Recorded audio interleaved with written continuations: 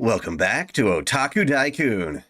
We are going to be reading Garden of Avalon, the novel written by Nasu that was giving Artoria's backstory way back when Unlimited Blade Works came out around 2015. We recently got an audio drama of it, but that is the audio drama, I guess. While it does contain parts of Garden of Avalon, it doesn't have the full picture. So actually getting the chance to read through the novel gives you a lot more detail. And so I'm really excited to share this with you guys because this is the first time we've had it in English since, let's see here, all the way at the bottom has the translator. Cool, yes, Yusuke and Manolo. Those guys did an amazing job translating this, and thanks to that, we get to read it. A lore video about this will be a follow-up, where I go a bit more in depth about my thoughts. But yeah. I've been doing wonderful. We're going to keep this pretty straightforward. I'll be checking the... I'll be checking the comments about every page or so, and then discussing what we've been going through. This will be a last stream because I'm going on vacation tomorrow. Fair enough. I am doing the same, actually. How convenient. So yeah. I won't be streaming for the next week either. Is this canon to the Nasuverse? Hell yes. This is finally giving us a lot of details about Artoria you probably never knew. Yeah. So I'm excited. We're going to go through, we're going to read it, and have a lot of fun. For me, Morgan is probably the weirdest to come out of the Garden of Avalon. She's vastly different from her Lost Belt self. Well, yeah, that's kind of the point of a Lost Belt. I've also got some music. Tell me if it's too loud.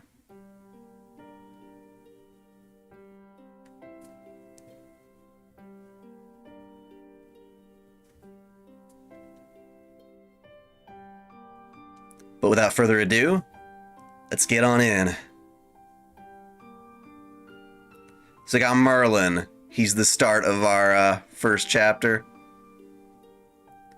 We've got 7 chapters, starting with 0. It's binary. Or not binary, right? It's an integer! Anyway. In the flower garden. The gentle plains were dotted with blossoms of every color. Obstructing the panoramic view of evenly split land and sky stood only a forest in the distance. No fences nor homes built by man existed here. Nor did the likes of the constructs walls, sorry. Nor did the likes of the constructs known as walls, castles, and countries. That's a weird sentence, that's all. The days were woven with spring sunlight and the scent of summer, while the nights were engulfed by the autumn breeze and wintry sky. The land was inhabited by flowers and insects. The forests were home to water, greenery, and various beasts. And in the lake dwelt their fair fae. Mankind's vision of paradise was but an imitation of this realm. An isle at the world's end that they were forbidden to set foot in. The myths referred to this tiny domain as the land of eternal spring, the island of apples, a utopia far beyond the reach of intelligent beasts. Despite existing alongside human history, it was a foreign land, wholly unblemished by the recurring cycle of decay and destruction on the planet's surface. Its name was Avalon, the inner sea of the planet. It was another name for the location where Earth's soul resided. No, I wouldn't say that's a proper expression either. After all, this place exists on both the inner and outer sides. Possessing the same coordinates and location, it is merely offset by several phases. In the garden, there was someone in the form of a human. A man clad in a robe that appeared immodest yet was in fact spun with the finest fabric. His robes, okay, they're fun. The sun's rays shone through his long hair, inducing a rainbow of colors as he gazed calmly into the distance. He strolled through the sea of flowers, speaking to them as if they were friends. Without hurting even a single petal on the ground, he hummed with neither doubt nor hesitation. The man was undoubtedly a wandering sage that had lost his way into this foreign land.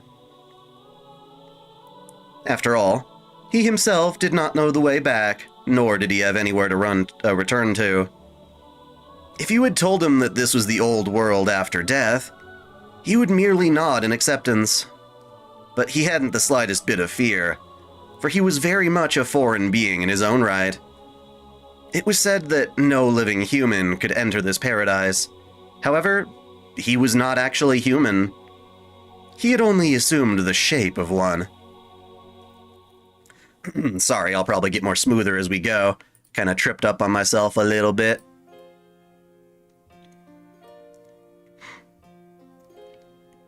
Let me read the comments real quick. Playing FGO while listening. How many pages total? Oh, I'm not sure. I didn't check. Don't jinx it, you guys. Don't bring up the copyright stuff, because this is not published in English in any official form for us to buy. And the audio drama itself can be found on YouTube with subtitles, so I don't know. Yeah, so basically we've got Merlin walking through Avalon. He's found his way there, talking about the...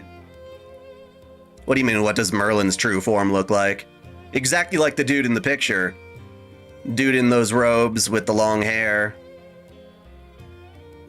We already know what Merlin looks like. There's no truer appearance to him, at least as far as the Nasu verse is concerned. Is this available on any site? No, but if you Google it, you should be able to find it. I found it through, I don't know, you'd have to dig through my Twitter feed, but I also retweeted when it was made available as well. I've got it as a PDF file. But yeah, when I archive this, I'll try to go ahead and put the link to a downloadable version for you all as well. But yeah, we got Merlin, he's wandering through Avalon, kind of lost. Do you guys have a problem with the music? Let me know. Is it too loud, too quiet? Whatever. You'll continue on. To him, the outer world and this paradise were the same, the home of others. While he did not belong in either, he could only find himself in one or the other. From the beginning, his sense of values was to approach neither humans nor paradises.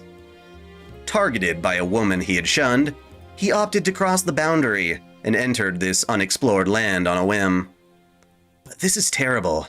The magical energy here is far too dense. Just like a vacuum, even taking a single breath would kill someone. A denizen of this era would have their innards blown out. It may be called a paradise, but perhaps it would be more effective as a weapon? As he puts his thoughts into words, the man continued to walk through the garden. This current era he spoke of referred to that of the outer side of the world. That's a weird thing. Yeah, there's the reverse side of the world, better put. Leaving behind a 5th century island nation on the verge of collapse, he had made his way to this paradise alone. The man served as the court mage of a certain king, but before his liege's final battle was forced to flee due to exceedingly personal circumstances involving a woman. As I expected, Mordred was able to rouse the lords that had been admonished by the stern, idealistic king and risen in revolt. Condemning her for the recent harsh winters, thus begins their rebellion. Artoria is responsible for the weather, god damn it. The man continued to trudge along. The flowers he was avoiding started to dwindle in number. The isle may have been without limit, but that did not mean there was no change in the environment. The closer he drew to what should have been the end, the more it morphed into a barren land resembling that of Britain in the outer world. Stepping onto the infertile land, the man resumed his humming and twirled his staff around. Despite no signs of magecraft or the arcane, flowers unfathomably bloomed in the imprints of his footsteps. They were not born from his desire to adorn the garden, nor were they due to pity for the barren land. Such phenomena were as natural as breathing to this being. Flowers for the earth, dreams for the people, and a future for our history. Those were his specialties, as well as his true nature. His name was Merlin, the Mage of Flowers, the one who stood at the summit, even amongst the greatest mages in the multitude of myths and legends. The offspring of a human woman and an incubus, he possessed eyes that could see through the world, a testament to his supreme mastery over magecraft. So yeah, we got Merlin here wandering through. We learn that he is in Avalon right now because he's fleeing a specific woman. I can tell you right now that the biggest suspect for that woman is Vivian, the Lady of the Lake. Presumably, Merlin has been a bit of a playboy toward Vivian and has gotten himself in trouble, perhaps by screwing her over. Maybe having an affair with somebody else, who knows. But yeah, he's pissed off Vivian, and he's run to the reverse side of the world in Avalon to kind of get away from her. He also taught her magecraft, so she's got something to use against him, and he's like, oh shit, okay, I gotta get out of here. Which is really depressing, because he's leaving right at the point in which Mordred takes down Artoria in the Battle of Camlann, so he's pretty much abandoning Artoria at her most vulnerable moment. And yeah, he is a part incubus. He thrives off of the dreams of people as his nourishment. And he's walking through Avalon, which is really dense in mana. Could kill the typical person, but because he's not human, is no biggie for him. Jay the Real McCoy, thank you. Real Merlin looks like Gandalf. Our Merlin looks either like a flaky pretty boy or a mischievous trolling girl. Yes, but that's Fate's Merlin. That's his real look.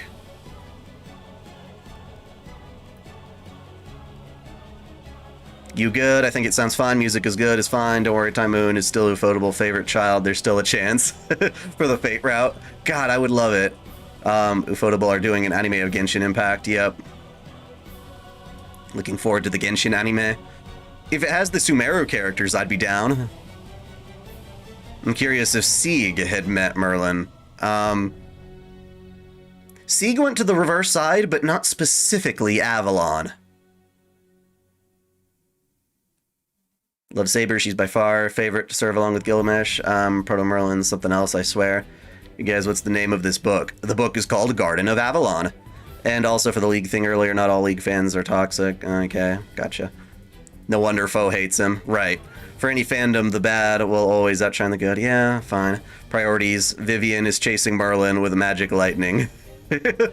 Is there a time when Merlin doesn't think with his dick? Very rarely. He is a Cambions. He's born from...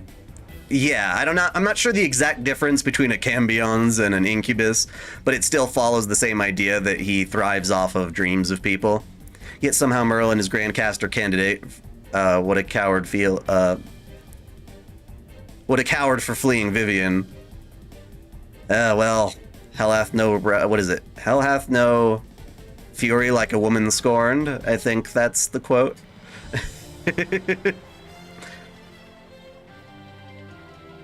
All the hot girls are much later in Genshin's story, though. Anyway, we will continue.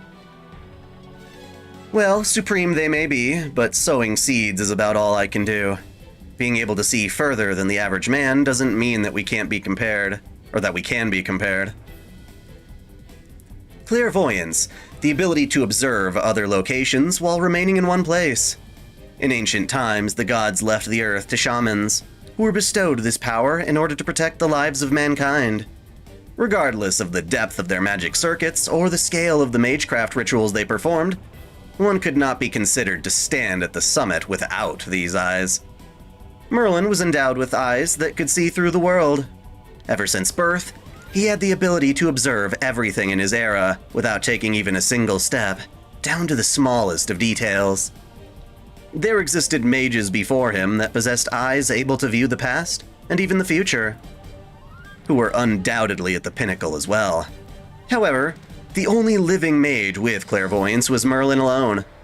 His predecessors had brought destruction to their own realms and vanished from the world of men. Well, Gilgamesh has clairvoyance in his caster form anyway. If knowledge was both the foundation and the furthest depths of magecraft, possessors of clairvoyance were said to have reached the truth of the world. They were born human, and yet were heretics unable to comprehend their own values.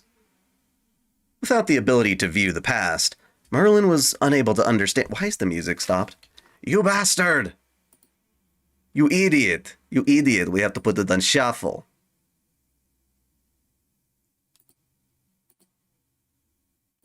Try it again, you idiot. No, not with that song. Another song. There we go. Hell hath no fury like a woman scorned. Thank you.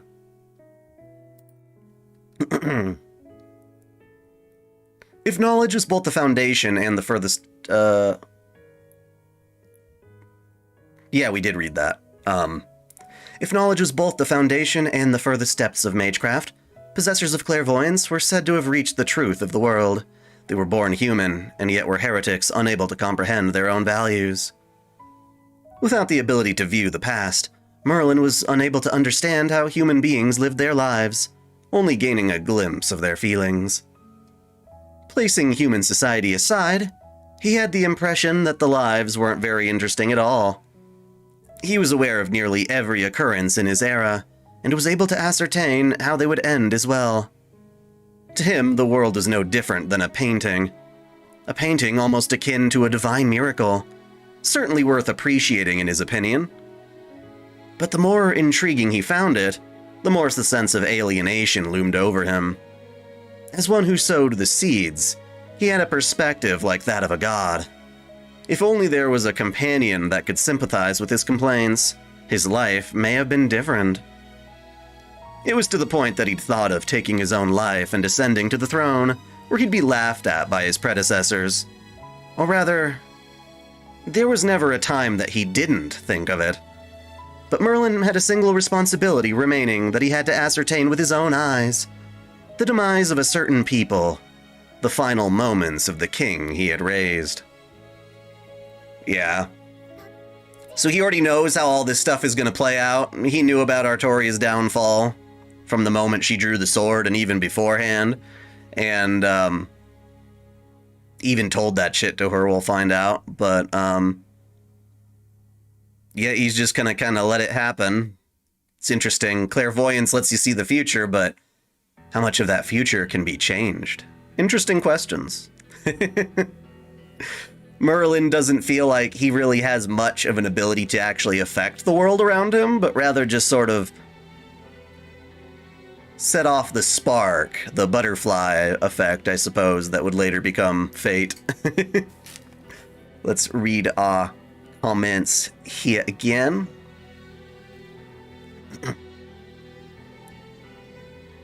A Cambion is a half-demon of any kind. Okay, well, there you go. He's half incubus.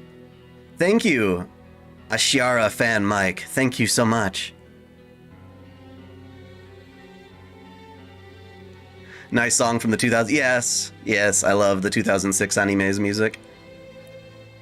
Just for the Genshin thing, I hope there's no Dharma in it. I wouldn't even know. Wow, that's depressing. What would happen if you told her about her downfall and it never happened? What do you think would happen then? Well, Merlin, you'll find out he's prepared to do whatever happens. You know, whatever... It is what it is for Merlin. He gave Artoria the choice and she chose. So, yeah. If she didn't, well, yeah. I do wonder. The Age of Gods has ended, and the Age of Fairies will soon follow suit. What is to come is the Age of Man, but that is also fated to end someday as well. When the planet ceases to rotate, the time will come for the Age of Will, where we'll proceed to populate the cosmos. Those unable to exist without flesh will be left behind as artifacts. And yet, I wonder why I'm so entwined with mankind. Gilgamesh also talks about this whole age of will. What would happen after humans are basically fucked. In Fate Extra, I think he's sort of like leading Ritsuka on a pilgrimage almost to the outer universe. A kind of transcendent existence. Also feels more like the kind of stuff that Shiro Amakusa was aiming for with Heaven's Feel. But what that looks like is still relatively uncertain for us. And here's the part you said about a Cambion. Merlin was born to a Welsh princess and incubus. As a Cambion, which you said was a half-demon, which is cool, he was a higher form of life that possessed both a spiritual nature and the ability to subsist on humans. A rather half-baked existence. He himself thought that he had grown up as an incubus's child. He'd only wished to play in the world of the mind. At the same time, he rejoiced that due to the human individuality he developed, he was able to sustain himself, not just on the dreams of others, but on his own as well. Despite such an origin, Merlin never grew to dislike humans. In fact, he adored them excessively. Rather than standing with his brethren, the fairies and giants, he found himself on the side of humans, raising and advising numerous kings to bring about a better era for man. Yeah, Merlin was also very much involved with the paladins of Charlemagne. Even among the people and knights, he'd always have a smile plastered on his face, an avid enjoyer of their activities. His policy was to govern as he would a flower, one of the reasons why he later became known as one of the world's foremost kingmakers. This was due to his wish to complete his painting in a way that he found beautiful, as a happy end for humanity. But there was no love for humanity, let alone for a single human, to be found there. Merlin has a kind of sick relationship with people. He kind of looks at them and he's like, ooh, their stories are beautiful from like a distance, from a perspective of, yeah, looking on humanity like a painting. To man, Merlin seemed to be a jovial figure, but his essence was totally different. From a human's perspective, his true nature would be more akin to an insect, an extremely mechanical and objective being. His thought process was too much disjointed and incompatible for the intelligent beings of this planet. Merlin was fond of the sublime and beautiful, but there was no reason for this attraction. They simply fit perfectly into the hole in his heart. Mankind's legacy was also of interest to him, but he was a being unable to empathize with the actual humans that created it. This work of art is beautiful. However, I am not interested in the contents of it, nor am I able to comprehend the joys and sorrows the creator felt when making it. I see no value in it, and I do not understand it. I just find it beautiful. Thanks again, Jay the Real McCoy. Doctor Strange, I can see multiple futures with the Time Stone. Merlin, I can do that on my own. Fair enough. The Age of Will. A-rays and liners are probably one interpretation of that future, yes. Or maybe still, yeah. Have I seen Pikora's FGO stream? No. I mean, I've been streaming FGO for a long time, but everyone's excited now that a HoloLiver does it. Which, of course, you know, that makes sense. Hopefully he's enjoying it. Artoria's voice sounds as grim as the life that the Spartan's life is grim. At least in the feeling of it being grim. You said grim too many times for my brain.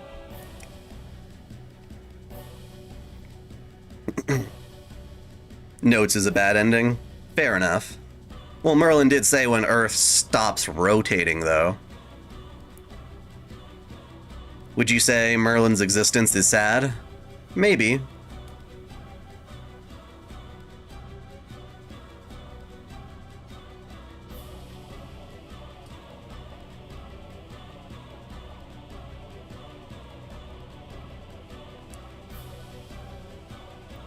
Okay. Merlin himself was aware of how awful his tastes were, but was unable to change it. After all, those were the values instilled in an incubus by nature. To them, a dream is only to be evaluated for its nutritional value, not its contents. It's no different to humans, who do not spare a thought for the animals they eat at the table, no matter how illustrious the lives they may have lived. I don't know, some people care about the animals they slay. I sustain myself by eating dreams. However, despite my preference for happy dreams, practically speaking, nightmares are much more nourishing. You could say that in order for happiness to triumph over despair, an individual must overcome challenges that are exponentially more difficult than even the simplest nightmare. As such, this imposes an even greater burden on the dreamer. It's kind of fucked up. It's kind of like how Gilles de Rais is talking about how it's much better to savor someone's despair in the wake of hope. You give someone a glimmer of hope and then you snatch it away and it's all the more horrifying. And that's like what gets frickin' Gilles de Rais off because he's such a bastard. It's similar to Merlin, except he's not doing horrible things to people. He's just sort of taking it in as a voyeur of the universe. Merlin stopped, thinking that he was far enough that even the Wicked Witch's claws could no longer reach him. Of course, he's talking about Vivian again. In front of him stood a gate, fashioned from rough-hewn stone, its gigantic size reminiscent of a Stonehenge. Beyond the gate laid the same barren plains as before. Inscribed on it was a single phrase, "Only the sinless may pass." I see. It appears I've been deceived. Merlin shrugged and walked through it, flowers continuing to sprout behind him as he made no attempts to avoid it.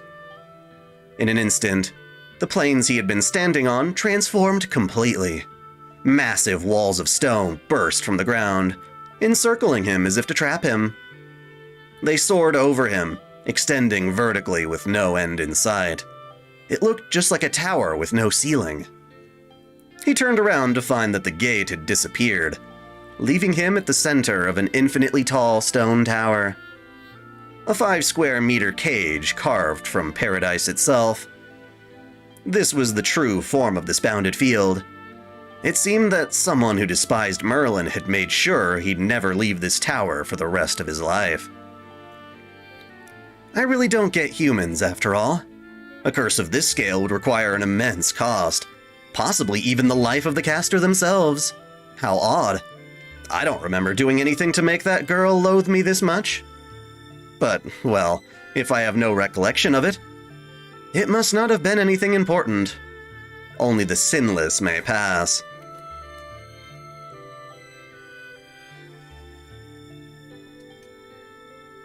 Yep, so Vivian trapped him, and he knew it was a trap the moment he saw it, but he's like, whatever, let's go through. Merlin stepped through the gate, knowing it was a trap, because those words had stung him.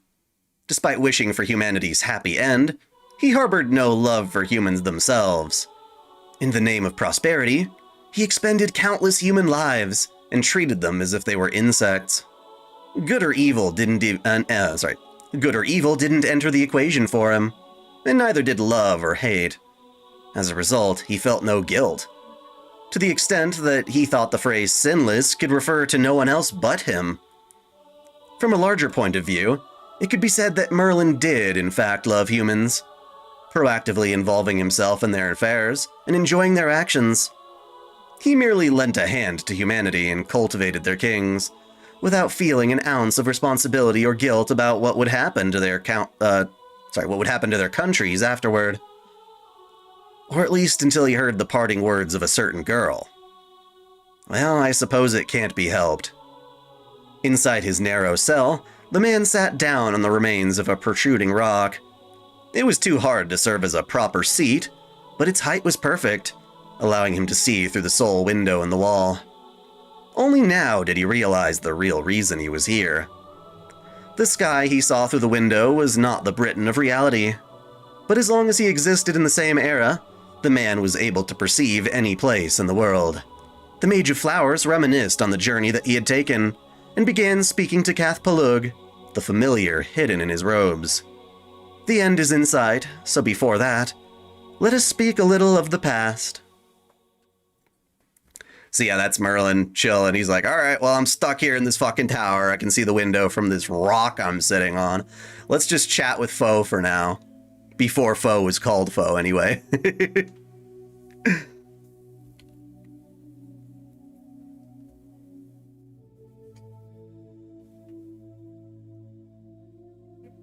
me read the comments again. The death of the kid in Fate Zero. Yep. In Arthurian legend, there's a chair, the round table. Okay, gotcha.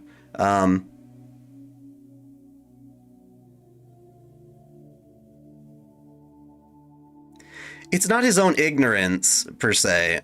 He kind of just let it be. Almost like he didn't care.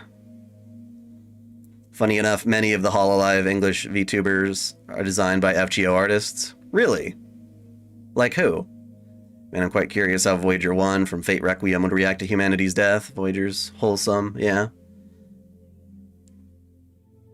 The evil rabbit, yeah. It is the rabbit. I mean, if I was going to be imprisoned, I'd at least make myself comfortable. Let me grab a little bit of water.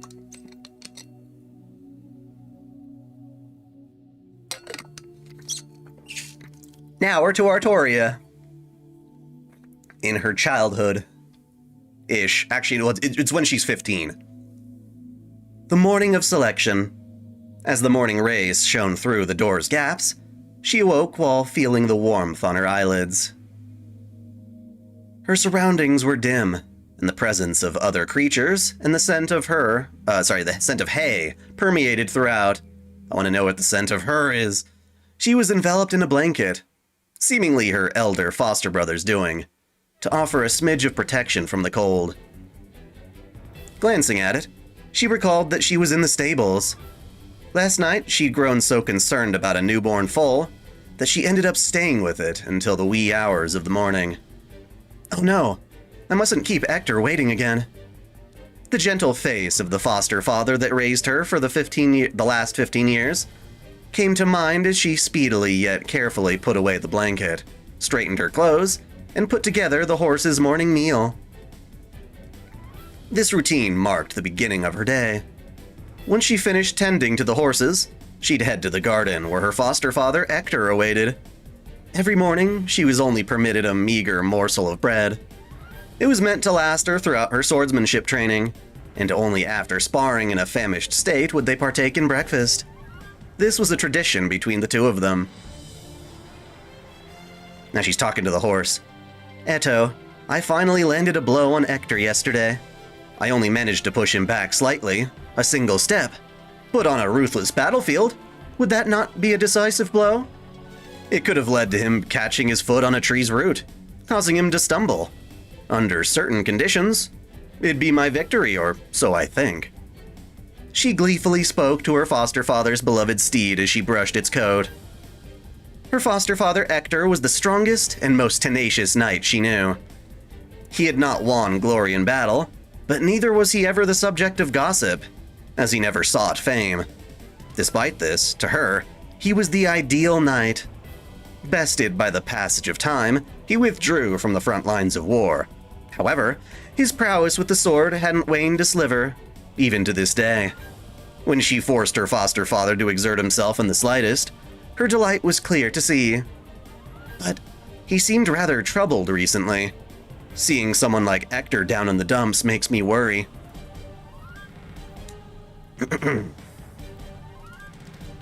Crony was drawn by Wata?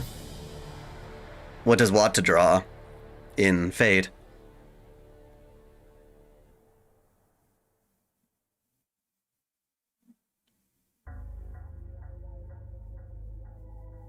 Did you say is the creepiest character in the Fate franchise? Probably Gilderay still to me. Have you gotten the two new servants yet? Are you talking about Himiko and Saito? No, I'm not rolling for either of them. Though I do like Saito, he's kind of cool. And Himiko's cute. I like her. But, yeah. I am gathering data for a lore on Himiko, though.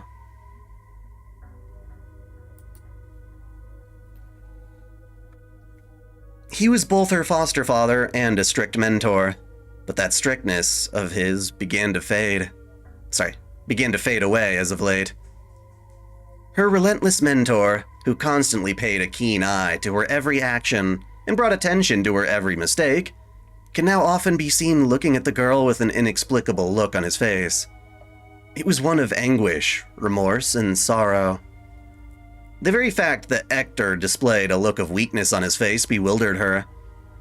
She wished to absolve him of his worries, but as a mere squire, there was not much she could do. Hector, if something is weighing on your mind, do speak freely of it. I am resolved to anything unless you plan to cut down on our meals, because Artoria loves food. Are your legs troubling you, after all? She had once asked this of him. It is simply your imagination. My body shall be in good health for another 10 years. However, Artoria, it seems you are not quite ready to do anything. He replied dispassionately, as he always did. Though Hector's unfailing health was certainly a blessing, it only served to whet her curiosity regarding his troubles even further. Her foster father's beloved steed brushed its long face against hers. Indeed, I'm certain Kay has been stirring up trouble again. Even Hector can't mend that potty mouth of his. So yeah, Artoria was raised by Sir Hector and Sir Kay. I guess for the first 5 years it was Merlin on his own, but he eventually gave Artoria to Sir Hector to teach her swordsmanship, and then Kay was asked to treat her like a little brother. She stroked the steed's back with a wry smile on her face, then departed the stable. As she opened the wooden door, she was greeted by an expanse of grass illuminated by the morning sun. Hector's dwelling was situated on the outskirts of town, removed from the bustle of the neighborhood's daily happenings. Despite favoring solitude, he did not dislike mingling with people. She understood why he had chosen to reside here. It was because of her. Thinking about it made her want to convey her remorse to him, but she understood that it would mean desecrating his pride. He fulfilled his duties as a knight. He took her in, raised her, and even departed from his place amongst the other knights. She must not respond to his deeds with guilt. Back then, and to this very day, she believed that the feelings she ought to harbor towards him were those of gratitude. No, but in truth, she had but a single dissatisfaction. He strictly forbade her from calling him father. In the end, she was never granted the chance to call him by that name, filled with her affection. Oh! Poor Artoria.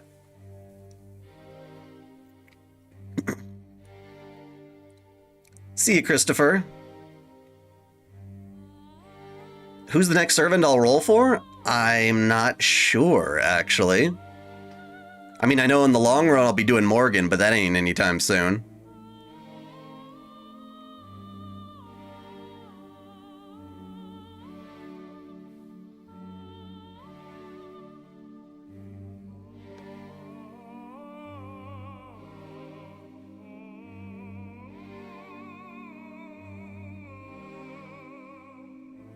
Thank you for describing the Hololive characters. The aged knight awaited her in the back garden. He had not changed a speck. He was ever the relentless mentor who took her in and taught her the very way of the sword. Ever since she took up the blade 10 years ago, he had continued earnestly training her every single day. Indeed, that remained unchanging until this day. The day that would mark its end. Sorry, I'm late. I overslept. She tossed the piece of bread prepared by Hector into her mouth and picked up a wooden sword. You seem rather lively for someone who claims to have overslept. Very well. As usual, I will not hold back this morning. The aged knight was composed, as he always was. With sword and shield in hand, he smoothly and naturally assumed his stance. His gaze was gentle, yet burdened by sorrow. The sorrow of parting, which the girl feigned ignorance toward. Artoria, it seems Kay forgot his things. Make your way to town and bring them to him. If you depart now, you should be able to make it in time. After finishing lunch, Hector entrusted her with a full set of knight's equipment. Kay, Hector's son and Artoria's elder foster brother, had gone out to town. Seemingly, some sort of special fair was taking place in the town today.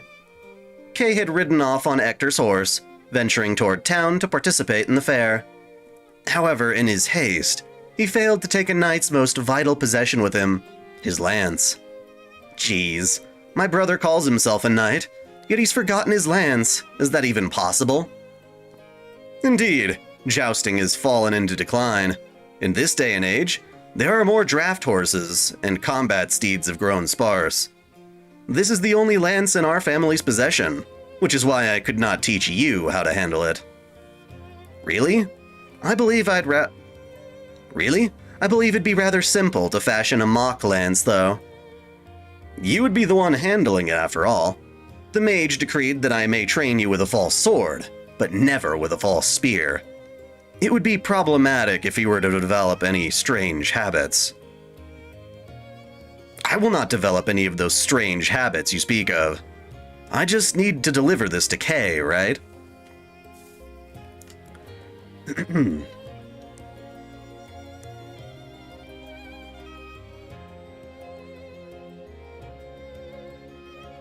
Just reading the credits. Lots of talking about Sonic, which isn't exactly relevant right now. I get that he was with King Arthur in a video game, but still.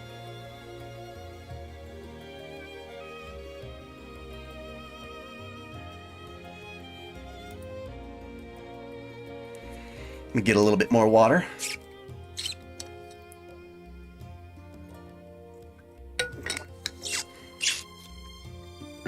Indeed, this will be your final task for the day. She nodded in response, took a horse from the stables, laid her brother's belongings on its back, and departed for the town. Descending the hill where Ector's house stood, she passed through the meadows and made her way through the gap between the fields. The sky was dotted with clouds, but the clear weather indicated there would be no need to worry about rain. As her brother's face came to mind, she suppressed her feelings of impatience and continued at her usual pace. Her horse had a heavy load on its back, so she refrained from forcing it to move faster. I don't see anyone around. It's so lonely, even though it's the season for harvest. After casting her gaze over the familiar countryside landscape, she turned her attention to the distant forest. It had provided them with a multitude of blessings until just a year prior. The hunters would enter, only bringing back the necessary meats and fruits. However, it was their hunting grounds no longer. The foreign tribes had found their way into the forest, slowly encroaching upon the Britons' livelihoods. Now, if you entered the forest and were unfortunate enough to run into them, you wouldn't even have time to worry about finding food to put on the table tomorrow. You'd have to worry about finding a way to survive the day. 5th century Britain was an island in the midst of great upheaval. It all originated with the collapse of the... It all originated with the collapse of the empire on the continent. We're talking about the Roman Empire in this case, which controlled a lot of Britain. Britain, which was under the empire's protection, began to decline. The foreign tribes, known as the Saxons, all of them are known as the Saxons? Okay. Crossed the seas in search of sustenance. They sought food, garb, and land to dwell upon. Britain was an island nation ruled by many kings and tribes. Though the conflict between the tribes was unending, there was also the war with the Picts inhabiting to the north. This northern invasion gave rise to the kings' cooperation. However, one of the kings corrupted their pact. He aimed to use the foreign tribes to fulfill his own desire, the unification of Britain. He was the vile king Vortigern, the incarnation of the White Dragon born from Britain in order to one day destroy it. He beckoned the Saxons in, throwing the island into the midst of chaos.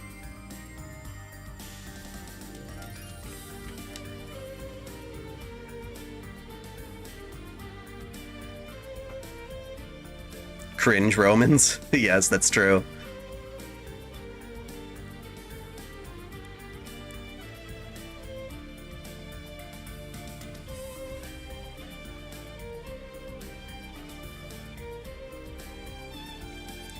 Londinium, the cornerstone of Britain, a fortress city constructed where the Empire once ruled, was reduced to ruins.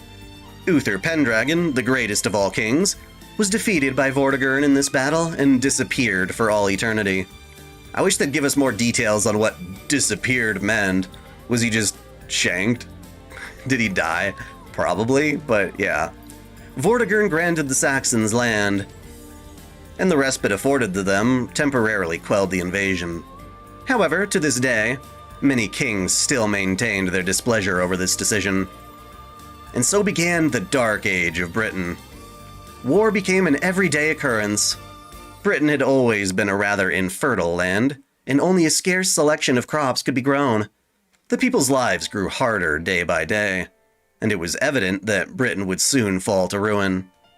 But they did not lose hope, as this had all been prophesied by the great mage Merlin, advisor to Uther and protector of Britain. King Uther has chosen his successor, and he will be our new king. When our new king, the Red Dragon's incarnation, makes himself known, thus shall the Knights of the Round Table gather and vanquish the White Dragon. This truth shall soon be known to all. Our king still lives. Merlin's words echoed throughout the entire nation. The people continued to await their future king's arrival. Meanwhile, though the knights were granted relief by Merlin's prophecy, they had also grown restless. They mused deep within, wondering if they themselves could be the chosen king. Meanwhile, Vortigern continued ruthlessly searching for Uther's successor. That was 10 years ago. King Uther's successor would turn 15 this year. 5 years before his demise, he had a premonition of his battle with Vortigern, and colluded with the mage to create an heir that would soon save Britain. Artoria made her way past the fields, and the greenery surrounded by the town finally came into view. While Londinium was a fortress city built in the Empire style, this town was as mundane as it got. Certainly enough, the town's mood was unlike usual. Everyone had grown restless, and Artoria began to head for the Knights' training ground on the outskirts of town. The children were making merry and running around, each wanting to be the first to reach their destination. On one hand, the adults' eyes were sparkling with overflowing hope and expectation, but on the other, they were waiting with bated breaths, trying to avoid the disappointment of their hopes being betrayed as they hurriedly made their way.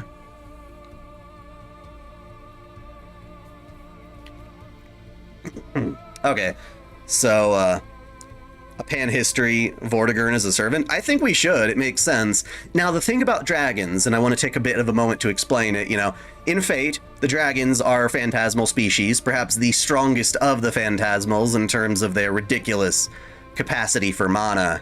They're, resistant to a shit ton of magic and stuff like that, which makes sense that Artoria, with the Red Dragon's essence, would be immune to most magic as well. That's not something special to a Saber class, it's literally just unique to her, because of the whole Red Dragon business. And, I was looking into it, the whole Red Dragon stuff, that, there are various stories in the Legends of King Arthur that associate the Welsh dragon, the red dragon that's on the flag of their battling and stuff like that, and the contrasting white dragon, which is a symbol of the Saxons. So in real life, historically, that's what the legends are talking about. A metaphorical red dragon that represents the hope of Britain against the white dragon that is the Saxon invaders. And so they would clash in stories. And there's even a story about them falling asleep. The dragons are fighting and ravaging Britain, and so they fill a hole with mead, and the dragons are like, ooh, booze, I like it, and they drink and they fall asleep. And that's how they're pacified temporarily. But it's Vortigern who comes and he's like, I want to build a castle on this spot. And they're like, dude, you probably shouldn't do that. You probably shouldn't do that, because there's dragons that sleep under there. And he's like, fuck it. And so he woke up the dragons, the red and white dragons. In the Nasu verse, there is but one dragon that is the red and white dragon, respectively. And that is Albion. Basically, all the during the end of the Age of Gods, we had most of the phantasmals be like, all right, fuck off. They all ran away to the reverse side of the world, leaving humans behind so that they could embrace technology and shit like that. And one dragon, the last living dragon to hang around, was Albion. And he's like, no, I ain't leaving. Fuck no, I'm gonna stick around. And so he stayed longer than anyone else. Nope, it wasn't Artoria's armor necessarily. I'm sure her armor helps, but no, she's got essence of a dragon. In the same way, almost, that Siegfried's body covered in Fafnir's blood gave him really powerful resistance. But anyway, so yeah, the dragon Albion was like, I ain't going, I ain't leaving. So he stuck around a little bit into the age of man, and then he was like, oh fuck, humans suck. And then he decided to head to the reverse side, but it was a little too late. The train had already left, and he was left behind. He's like, fuck. So he stubbornly tries to dig his way to the reverse side of the world, literally digging into the ground, because there's more mystery in the depths of the earth, is the idea. So he dug and he dug and he dug, and then he died midway. The dragon Albion died midway, and his corpse became kind of a labyrinth as the continents shifted and mangled him around and stuff. And they built the clock tower of the Mages Association on top of this pit that Albion had dug. So this dragon Albion is the basis for the red and white dragon in Fate. First it started with Vortigern, who presumably drank Albion's blood, became an incarnation of Albion, and then later Artoria was imbued with the concept of a red dragon, the red dragon, basically. So it was a conceptual fertilization. We'll get more into that a little bit later. But basically, it's the same dragon that's the basis for both of their powers.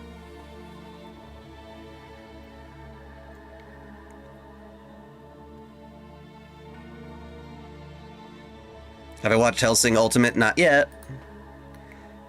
It's Merlin! Merlin is come! On this very day, the king's successor shall finally be chosen amongst the from amongst the knights. So that's why everyone is so restless, huh? She thought to herself. She quietly realized why Ector had sent her here. Oh, if it isn't Artorius.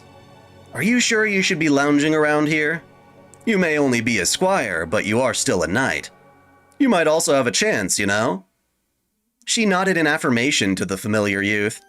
When she was outside, she presented herself as a man. No, from the moment she was born, and to this very moment, she had been raised as a man. She was dressed in a man's garb, and her hair was tied at the back. Her good looks had won her the favor of the town's young women. But as she was no more than an orphan, that an elderly knight happened to adopt, her fellow knights had never really considered her one. She could likely pass as a boy with a slender body until she turned 15, but that would likely not hold for the future. She was currently a squire, but as things stood, she wouldn't even be treated as their attendant. As an attendant. With a young lady's physique, she could neither wield a sword nor be permitted onto the battlefield. I shall be there shortly. I need to bring something to Kay, after all. Is that a lance? Why would you need a weapon? Merlin said yesterday that he who pulls the sword from the stone shall be crowned King of Britain. He said that the sword in the stone was the holy sword that shall beckon victory. It was a stronger proof of kingship than ties of blood. Before the mage, lineage was meaningless. Except that's not really true. He who wields great power, he who shall save Britain, shall be the one recognized by the sword. I see. So it's just like the Sword of Selection, isn't it? Was there a Sword of Selection prior to this? This is the Sword of Selection. I always find that line a bit weird. Yeah, that's why it's been so lively this morning. Knights from all around the country have come to stake their claim to the throne.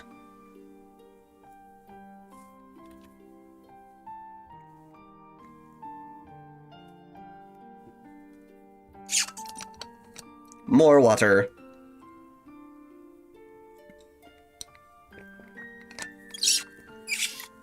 Yes, MiHoYo is definitely getting bolder.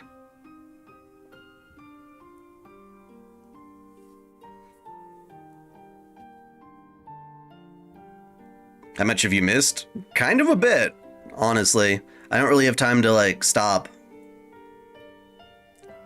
But we're at the point where Artoria is going to draw the sword from the stone.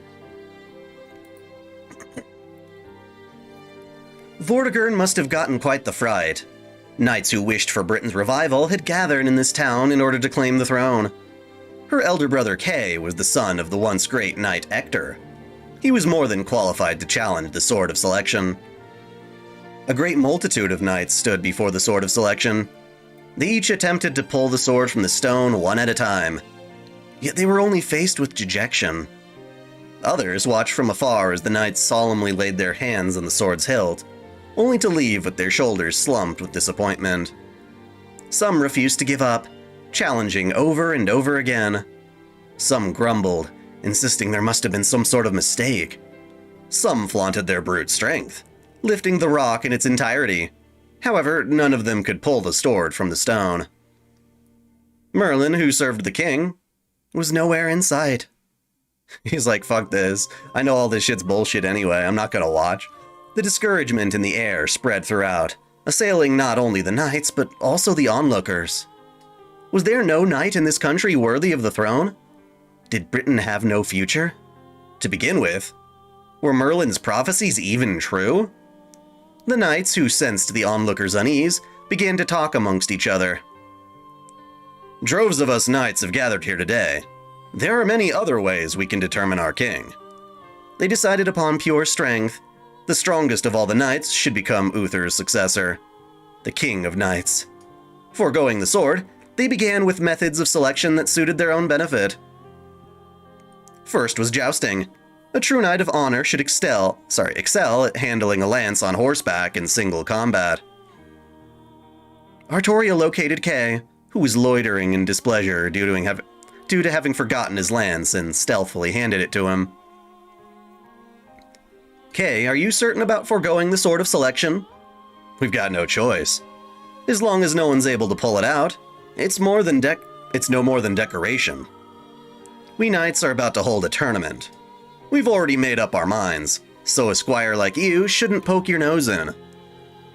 This is a good middle ground. Besides, some of the knights are secretly enjoying all this.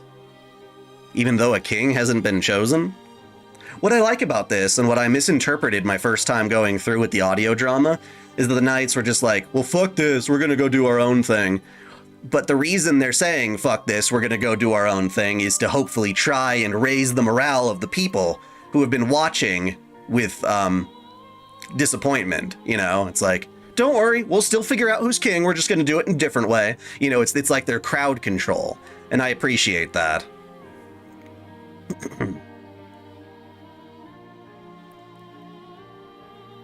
Though it is kind of messed up that Merlin's not even there, he's like, ha! Because really this whole ordeal is kind of a douchey thing for Merlin to do. The Sword of Selection is exclusively for Artoria. Nobody else is going to pull it. Nobody else could pull it. So why even bother with this trial in the first place?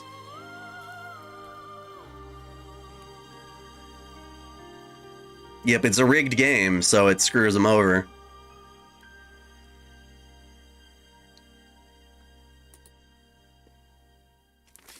They don't give a damn about Merlin and King Uther's fantastic tales. Rather than fussing over some immaterial proof of kingship, it'd be much more human-like to measure how much power, money, and soldiers we have right now. The powerful don't need a leader. It'd be much easier if everyone worked together on their own gains. And it's easier to get people to work for their own self-interests. Most importantly, when push comes to shove, it'll be harder to identify where the blame lies. No one wants to see a prophet of God who will save us all, nor does anyone want to become one. Do you think so too? Of course. Now go home. If the other knights see you, they'll make fun of you again. Think about the worry I endure when I have to step in all the time. Listen up. This is your first and final chance. Head home obediently. He took the lance and made for the farmland with the rest of the knights. In order to determine a leader for the time being, they'd already fashioned an arena for jousting. The surrounding area fell dead silent. Even though it was bustling with life just a moment ago, it was now completely deserted. The knights and the onlookers had departed. Not a single soul dared approach the sword and the stone. It's doubtful how many people even believed in the prophecy. The sword had been forsaken, as if it had never mattered in the first place. No one wants to see one, nor does anyone want to become one. She didn't condemn the people for their capriciousness, nor did she harbor any antagonism toward her brother's standpoint, because she understood that it was completely natural to think that way. Her upbringing was both...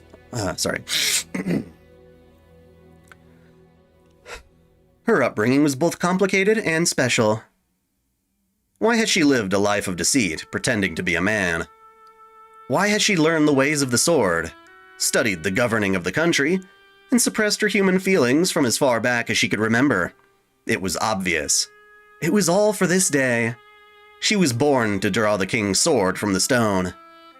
She didn't know what her true parents looked like. Uther and the mage desired to create the perfect king. Thus, she was designed from birth for that purpose.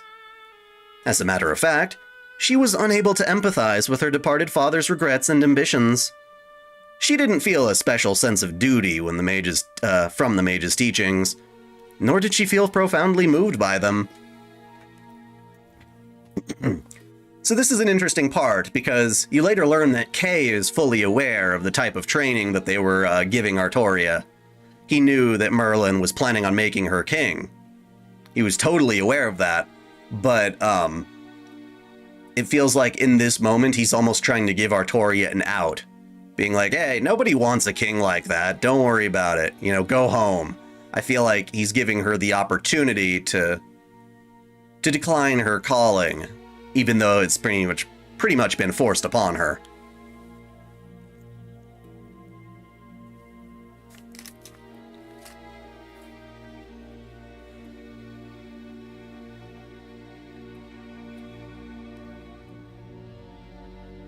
How do you think the Strange Fake anime is going to go ending-wise? I don't know.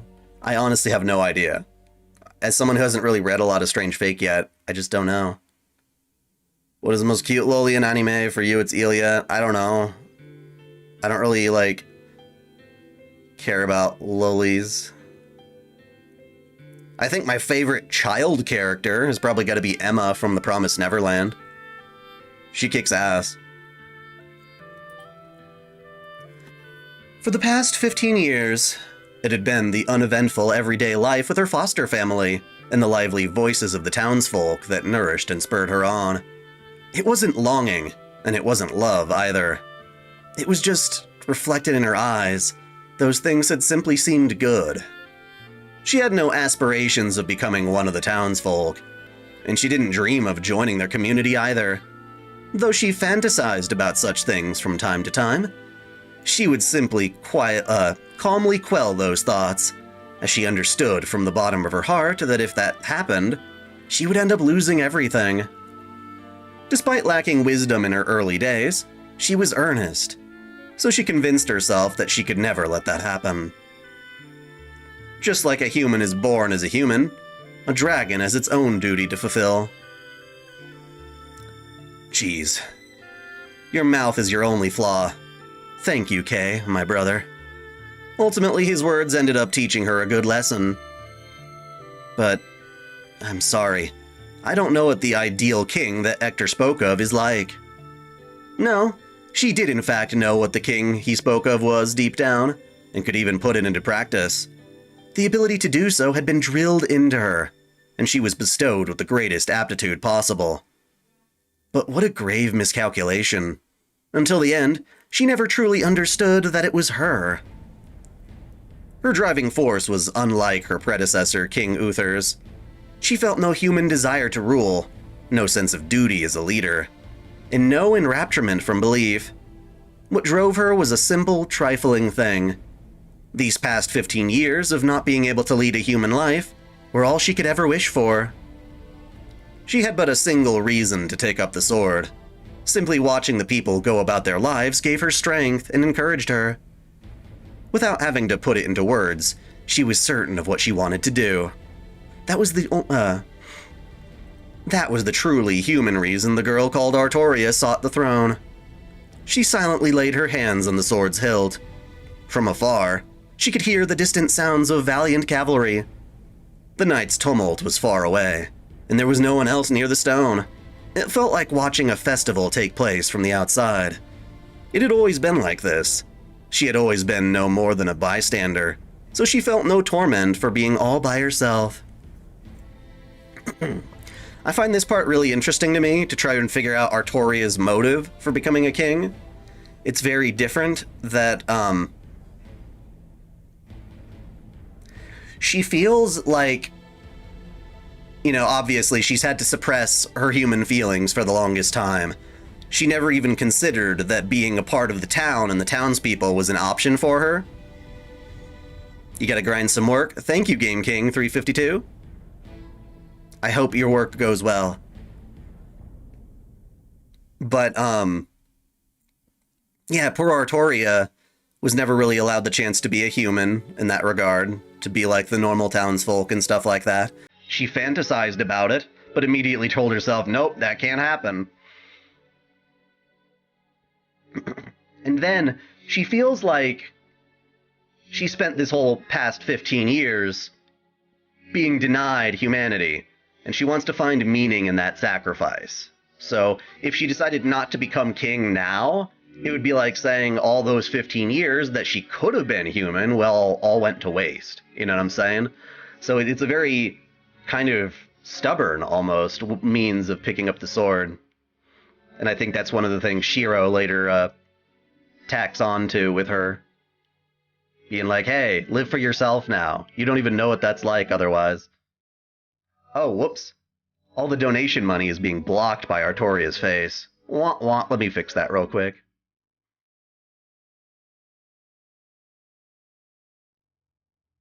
There we go. Now Streamlabs messages will pop up on top of Artoria, so you can actually read them. Sorry about that.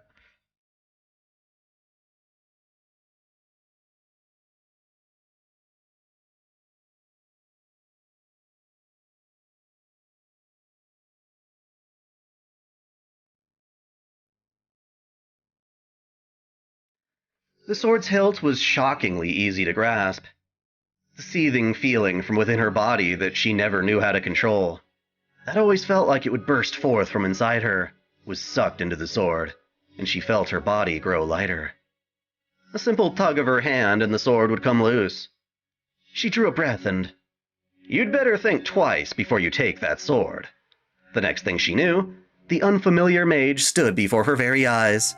In truth, they had already met countless times. This was simply their first time meeting in the real world. The mage began to address her as she had done in the past. Okay, so no, Hector had raised her from the very beginning. Merlin was only contacting her in her dreams. It's just that she didn't start sword training until the age of 5. I'm saying this for your own sake. You'd better stop. The moment you draw that sword, you shall cease to be human. Furthermore, you'll be scorned by a great breadth of people, and shall certainly meet a tragic end. Her expression was clouded with fear. An expected outcome. After all, rather than simply using words, the mage had projected an image of the future into her consciousness. It was not a warning, but a prophecy. If she drew that sword, she would be destined to die a tragic death of solitude. Looking back on it, he wondered why he'd done such a thing. The prophecy wasn't part of the plan he and Uther had developed. He was to simply give her a nudge on the back to encourage her to take the throne. Well, there was no use weeping over spilt milk. In fear of her own future, she would likely reconsider. Would she lose nerve, thinking it's too early to take the throne? Or would she flee from the path of kingship altogether? So be it. Whichever she chose, it would all work out in the end. The mage decided to take his leave, resolving to instead present her with the kingship at another chance, but no. She had made up her mind. "Are you truly sure?" the mage asked her. Her golden hair fluttered in the wind, its luster lost due to the rustic lifestyle she had lived. Without looking back, she firmly nodded. So Merlin was like, "Hey, maybe you shouldn't draw the sword. It's gonna suck for you, you know?" And then he's like, "Wait, why did I tell her that? I want her to draw the sword." That's kind of fucked up, isn't it? He's like, "Oh well, at least I'm giving her a choice." It's a very interesting, kind of nonchalant way of going about it.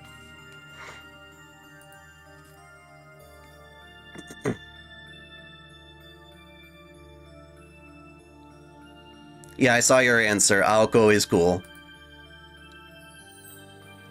At this point, she still had fear. She did not fear her own fate, but whether she had made the right decision. She was afraid there was someone more worthy to pull the sword from the stone, that someone else was more fitting to be the promised king than she was. If so, they would surely be able to create a more harmonious Britain than she ever could. But no such person existed. At least not for the next few decades. Until that time came, someone else had to succeed the throne. If she pulled the sword from the stone, she'd become a completely different person. Everything she had ever feared before would be left in the past. This was a ceremony in which herself would be killed. A king with a heart is unable to protect his people. That is because being a king means killing countless people to protect your own. At her tender age, she would spend nights ceaselessly trembling in fear, reflecting on this until the day broke. Not a single day went by where she hadn't lived in fear of it. But now, that too would be left in the past. No matter how many times she was shunned, feared, and betrayed, her heart would no longer change. To live for the people. To live with the people. To lead the people to their future. This is what it means to rule a country. That is what it means to lay the proof of kingship bare. That is what it means to conduct a king's duty. For those she held most dear, she bade farewell to those she saw in her dreams. Many people were smiling. I do not believe that is a mistake. Who would even know of her, Who would ever know of her noble oath? She chose to fight. No matter what awaited her. Still, she chose to fight, even if she was destined for a solitary demise. She drew the sword. I see. So you have chosen to lead a path of thorns. To tread a path of thorns. Seemingly troubled, the mage turned his face away. However, in truth, her decision filled him with joy. He was certain it would be truly fascinating. After all, while the path she would tread would surely be ripe with hardship, he was convinced it would be filled with various ups and downs. He wanted to see something beautiful. That's all there was to it. And so, wickedly yet innocently. Remember, King Arthur, bringing about a miracle requires recompense. In exchange, you shall lose that which you hold most dear. He brazenly delivered his first prophecy to the new king. So yeah, that sucks. But I like the part where Artoria is freaking out about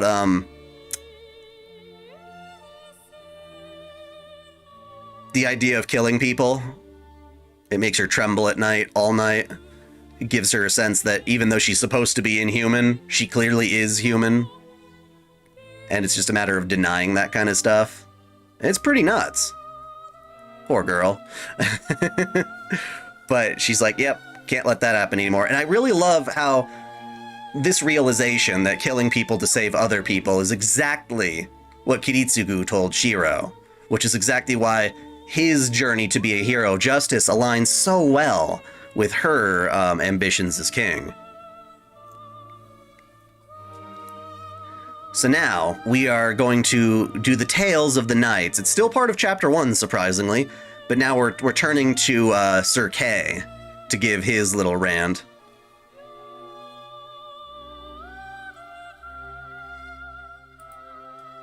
We're back to the point at which Artoria is in Rome, while Mordred is building up an army against her. I'm not fond of old tales. To be specific, I'm not fond of other people's old tales. There's no fun in hearing people boast about their own achievements. Hell, if I had the time for that, I'd rather spend it swimming with salmon instead. No, I'm not saying I like salmon. If I had to swim, it'd only be with a woman, a fine one at that. But if all you want to do is listen to my tale, then I'll bear with it for a bit.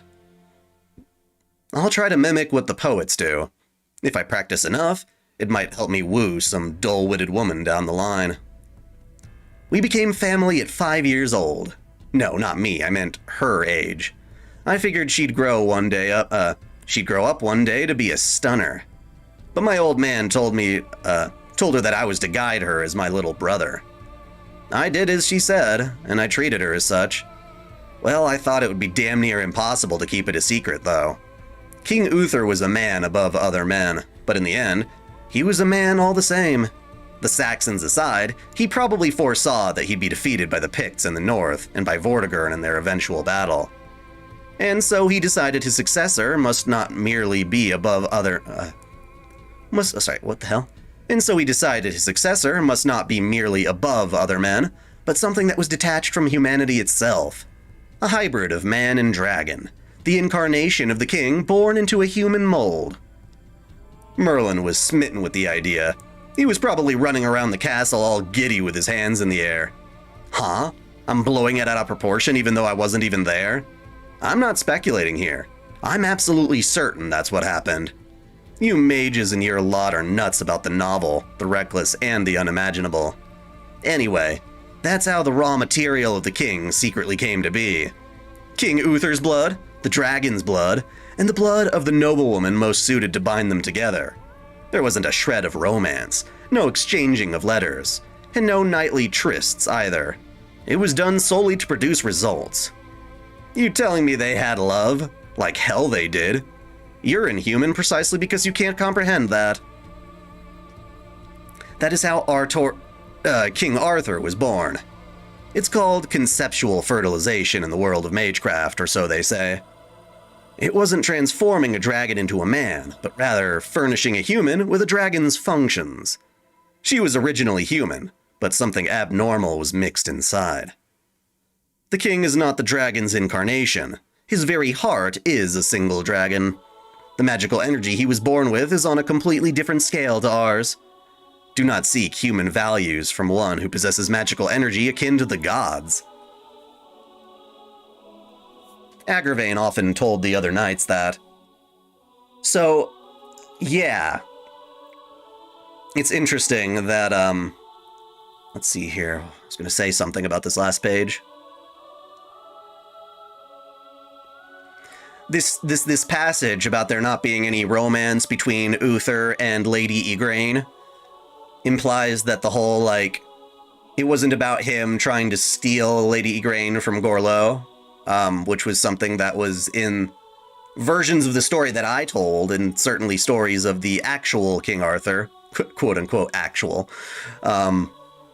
Basically just the tale we're more familiar with.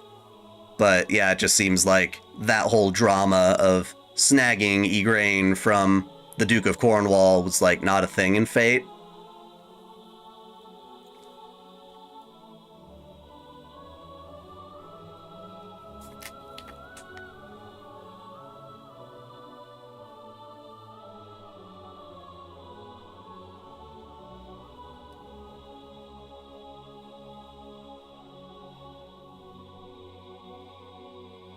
I saw your thing. I'm trying to read the story, though.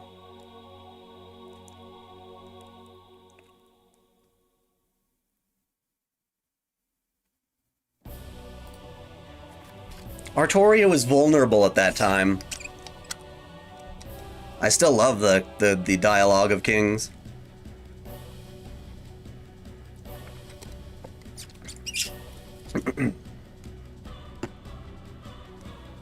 Of course, I agree to a certain extent. You can't expect someone like that to grow up as a proper human being, at least not normally. Yet, it was in that sense that she wasn't normal at all. Back when she was a pipsqueak, everything about her was normal, except for that. It may seem hard to believe now, but she was no different from the other girls in town. She was trained by my dad, so she had her etiquette down to a T. But when she went to the town, she would naturally blend into the surroundings. She was just a simple town girl, nothing more, nothing less. Yeah, she'd been a sore loser since birth. It wasn't because she got frustrated over losing to someone else, though. It was because she got frustrated at her own pitiful self. But even if she'd lose heart, she'd always be back on her feet in no time. She had no time to waste licking her own wounds. She was insanely optimistic, but really easy to hurt. I'd say it's because she was too honest to just let things slide. The knights outside the castle often said that she had a heart of iron, but that's not true. It was built of reed. She got discouraged when she was hurt, but rather her heart has never been broken. That's the kind of fellow she was. On top of that, she was under my old man's strict guidance for 10 years, so it's no wonder she became the ideal king. She was nothing but trouble for me, though. I wasn't there when she drew the sword. I even thought she should just do whatever she wanted. Isn't it obvious? Why should I have to warn her when she's been slyly handed everything on a silver platter from the moment she was born? I've got no reason to stop her. She's free to do whatever the hell she wants. You should know more than me about what happened next. I absolutely refuse to talk about the time when we were journeying around the country, in training after she drew the sword, though. If I have to recall my memories of all the trouble you two caused me, I might end up slashing at you from my years of pent-up grudges.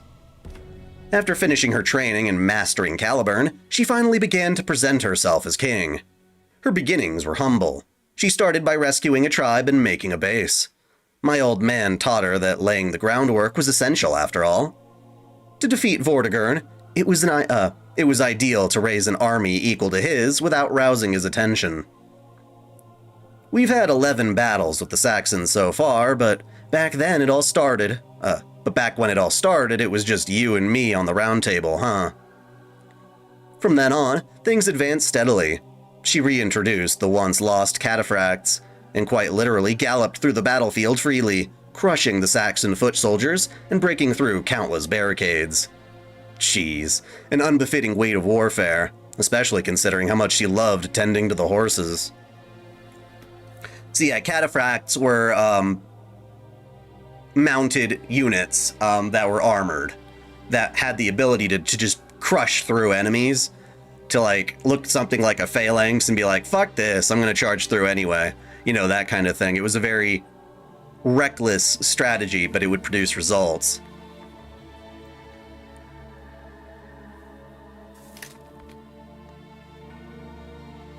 I'd love to tell, as much as Sir Kay hates it, I'd love to know about what types of journeys Artoria, him, and Merlin had. I'm assuming we'll get a bit more of that through Caster Artoria's lore. But maybe, maybe not.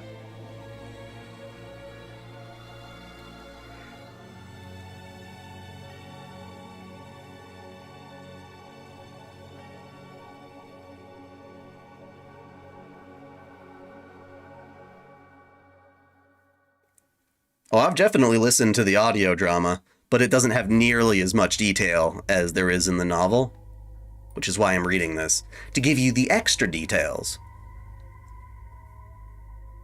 What?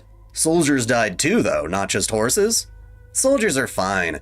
They fight to protect their nation and families. In other words, they act with survival in mind. But horses are different. They've got nothing to do with human quarrels. They never even question why they're running and why they're dying. It's an entirely different sin than letting soldiers die. At least that's how it was to her. It was after emerging victorious in one of those battles that the name of King Arthur gained renown throughout the land. Ah, right. Along the way, a certain someone's philandering ended up getting her ensnared in one of Morgan's traps, and she ended up losing the Sword of Selection. Oh? That was a necessary ritual to obtain Excalibur? I don't give a rat's arse. Back then, watching her march as she tried to conceal the fact that she had lost her holy sword from everyone was way too hilarious. She was as pale as a ghost. I ended up once again having to make a wooden sculpture of a tiny bird catching salmon.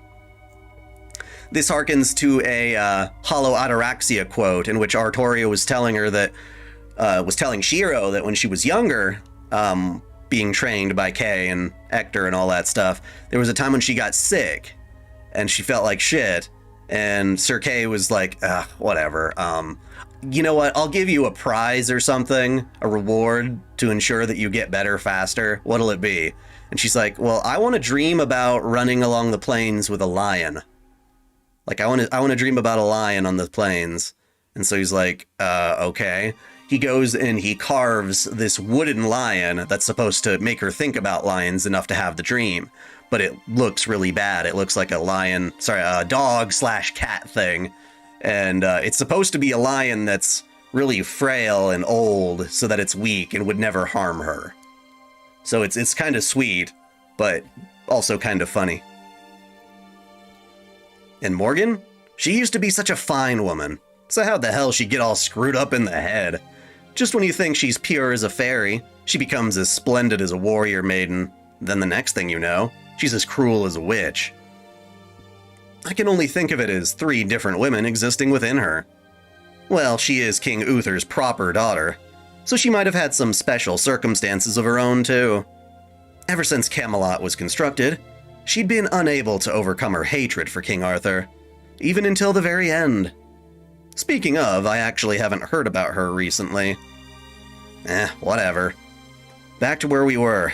Vortigern finally got off his arse and began preparing for the decisive battle. She took back the citadel that Vortigern had been using as his stronghold. I believe it was only Sir Gawain, fellow wielder of a holy sword, that fought alongside her in that battle.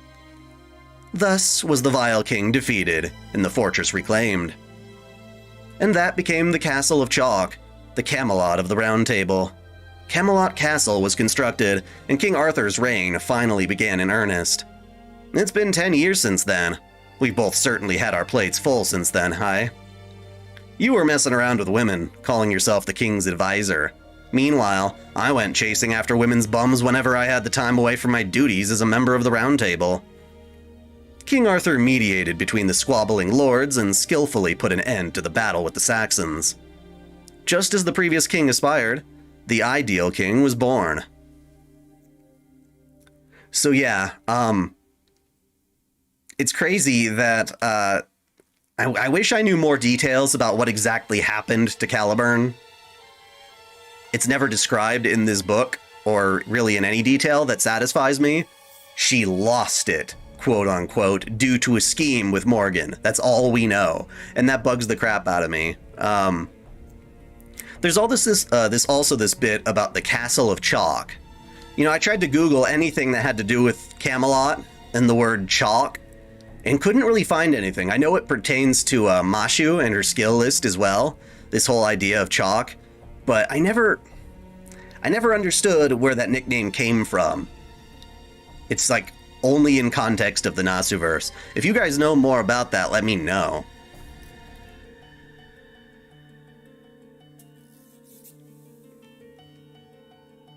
I like the two-handed swords if they're big enough to require 2 hands. Those are fun. Do you see the video sent through Discord?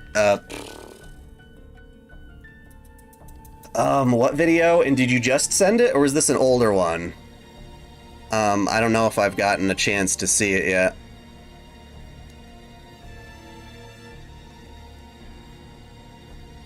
You can't just say, well, we don't know if it was stolen. Some people say it was broken, I don't know. But in terms of official stuff, I'm not 100% sure. But yeah, I'll be right back. I got to go to the bathroom.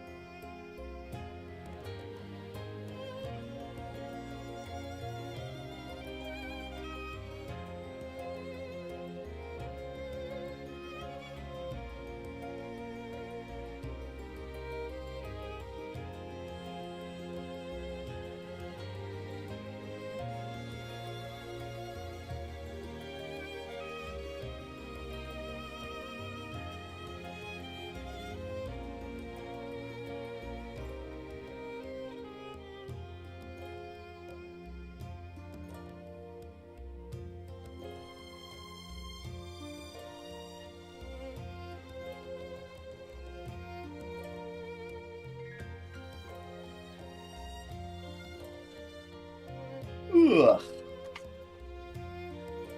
We really been going for an hour and 30 minutes already? Jesus.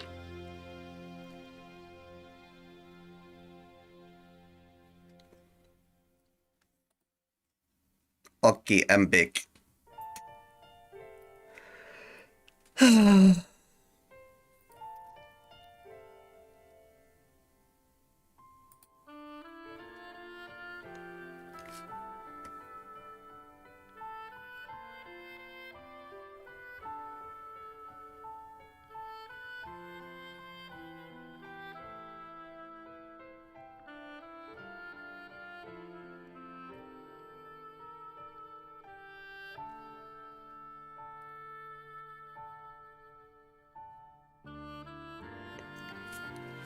On the other hand, it seems like my unfound worries were all for naught. I thought that at least a single knight would voice their opinion, but alas, even now that things have come to this, not a single knight has questioned that lie. The fastidious knights that served the castle of chalk, that rubbish isn't even worth a laugh anymore. In the end, no one truly acknowledged King Arthur from the bottom of their hearts. Why would they? She stopped aging because the holy sword's power. She hasn't aged since the day she drew the sword from the stone. There were certainly many knights who feared it as ominous, but the vast majority extolled it as the arcane. They secretly scorned her, wondering how much longer this child would continue to play king, and prepared for the inevitable power struggle after her downfall. King Arthur was not a king that had been accepted by all. She was a transient king, only accepted when her reign was proceeding smoothly. As long as she was a capable king, the people were willing to mostly ignore the elements of her that unsettled them. Even if someone were to find out about her true identity, they would simply keep their mouths shut as long as she remained competent. They revered the ideal king, but the moment they realized that ideal could not save everyone, they thrust all the blame onto her. This is the result of that. Once King Arthur returns from Rome, she will likely be met with an army raised by Mordred. I'm sick of all this foolish infighting. I'll come up with some reason and leave it all behind. Maybe I'll join hands with that fellow womanizer Lancelot. No, not that. Anything but that. Yeah, I'll just set sail for another land and take it easy. With the fortune I've amassed, there's no longer any need to fight. You intend on fleeing to Avalon too, right? That's enough idle chatter. You'd best get going, or else you'll be branded an opportunist and executed. One last thing. You want to know what I think about King Arthur? Right. I had something I wanted to ask you too. Ever since she began to gain awareness, she spent most of her day being trained by my old man and educated to be a king. The only free time afforded to her, the time she should have spent sleeping, she spent tending to the horses and patrolling the village. Throughout her entire life, she never even got to experience the very thing she wanted to protect. Nothing has ever chilled me more to the marrow as that did. I'm a man that could cut off a giant's head if I was asked to, but even I ended up grimacing. Back then, we were still living with my old man. I was just so disgusted that I couldn't hold my tongue. Hey, when are you going to sleep? Do not worry, brother. I will be sound asleep from dawn until sunrise, she said with a smile. From about dawn until sunrise, huh? That isn't even 3 hours. I was truly exacerbated, but it also became a good opportunity. A good opportunity to learn that nothing good would come out of getting involved with an overly serious fool like her. But later on, I met you and learned the truth. Even in her dreams, she was being taught the way of the king by the incubus mage. How laughable. In other words, she hadn't been sleeping at all. No one else knows this, though, and so as I behold the end of my country, our country, I find myself thinking, what a load of drivel. Just what did she want to do so badly that she had to go that far?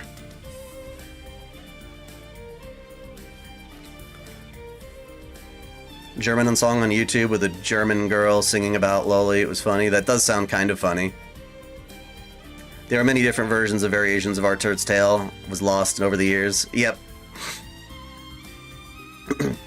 The Chalk Cliffs. I don't know much about the Chalk Cliffs.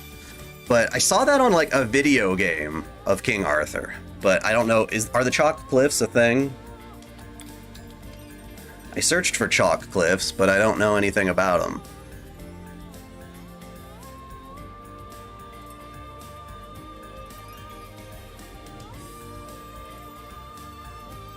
I guess there are various types of chalk cliffs. So maybe it was the castle of the chalk cliffs because it was built around the mountains of chalk. Yeah, I guess that would make sense. There must have been some in, you know, where they built Camelot.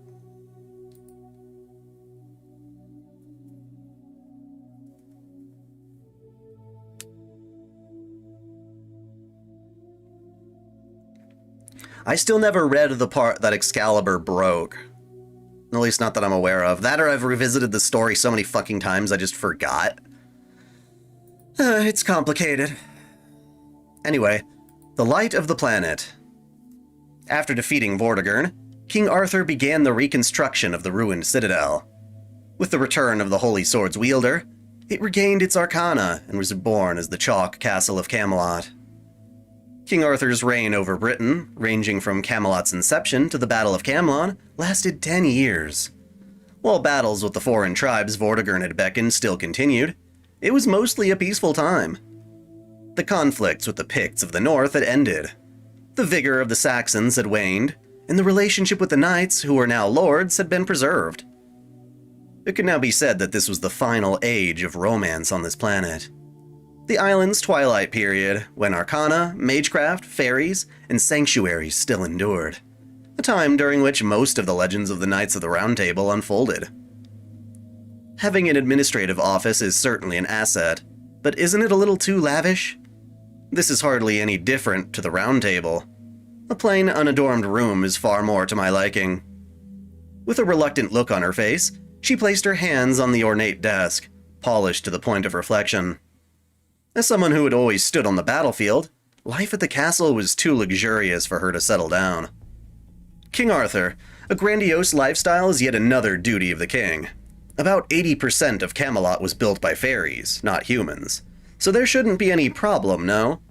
It's not as if the people's hard-earned taxes were used for it either. Is that so?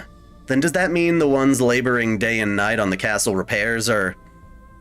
Half of them are earth fairies disguised as humans, while the other half are human craftsmen who are well aware of this but pretend not to notice. Dude, I didn't know this, I just learned that. That's awesome. Oh my, I was under the impression that the fairies had left the surface for the fairy kingdom, leaving behind only the giants and demonic beasts that despise humans. You are correct. The fairies have indeed fled to the reverse side of the world. However, an opening still exists for them to enter and exit, though that will close in time as well. The idea that giants hate humans is a misconception. They are merely unable to enter spirit form like fairies do, and remain confined by their physical restraints. As such, their inability to travel to the reverse side leaves them stranded on the surface. Living in fear of extinction by human civilization, they barely scrape by. Well, that sucks. Yeah, I didn't know any of this shit about the castle. That's cool. That kicks ass. Pharaohs built it. Fairies built it. Why did I say pharaohs? I was going to say ferrets. Ferrets were the real constructors of Camelot. Who is Rebecca in anime? They're talking about the girl from the new Cyberpunk one. That's on Netflix.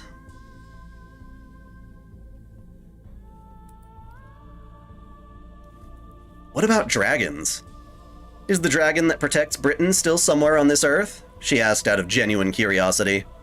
Instead of a sense of sympathy for the dragon that could be considered her parent, she merely felt a pure, childlike longing to lay her eyes on that magnificent being. That dragon had long since descended by the advent of the Common Era.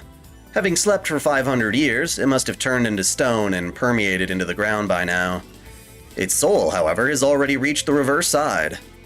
All that's left is for the body it left behind to turn into oil and other minerals. I see.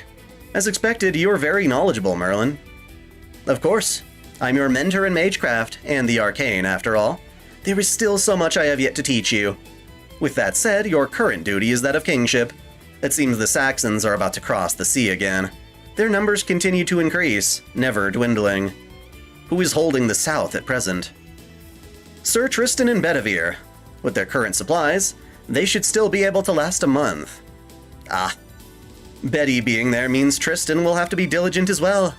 I feel a little bad for Betty, but they're a good combo. That is incorrect, Merlin. Sir Tristan has always been a diligent man. It's just that his sensibilities lean to the poetic side, making it seem likely that he's constantly consoling women. The only dishonest ones are you and Sir Kay. How could this be? You actually think that I'm as hollow as Kay? And even though I'm your mentor? That's a misunderstanding, Artoria. It's true that I have many loves, but every single one of them is an eternal pledge. I'm not like gloomy Sir Tristan, nor do I forget the next day like Kay. I simply partake in liaisons of mutual love, my sights set on bringing happiness to everyone involved. Is that so? That was Agravain's appraisal of you. He may be taciturn, but his eye for character is second to none. That hurts me even more. I can't believe you'd trust that gloomy corpse of a man over me. But, well, it's certainly true that he embodies the perfect secretary. He possesses a sharp insight, is very meticulous, and doesn't crave power. The best thing about the Knights of the Round Table is that they're all oddballs. There really is never a dull moment. Yeah, I love getting this kind of insight. I don't think this chapter was in the audio drama at all. I'm learning so many things that I never got to read before.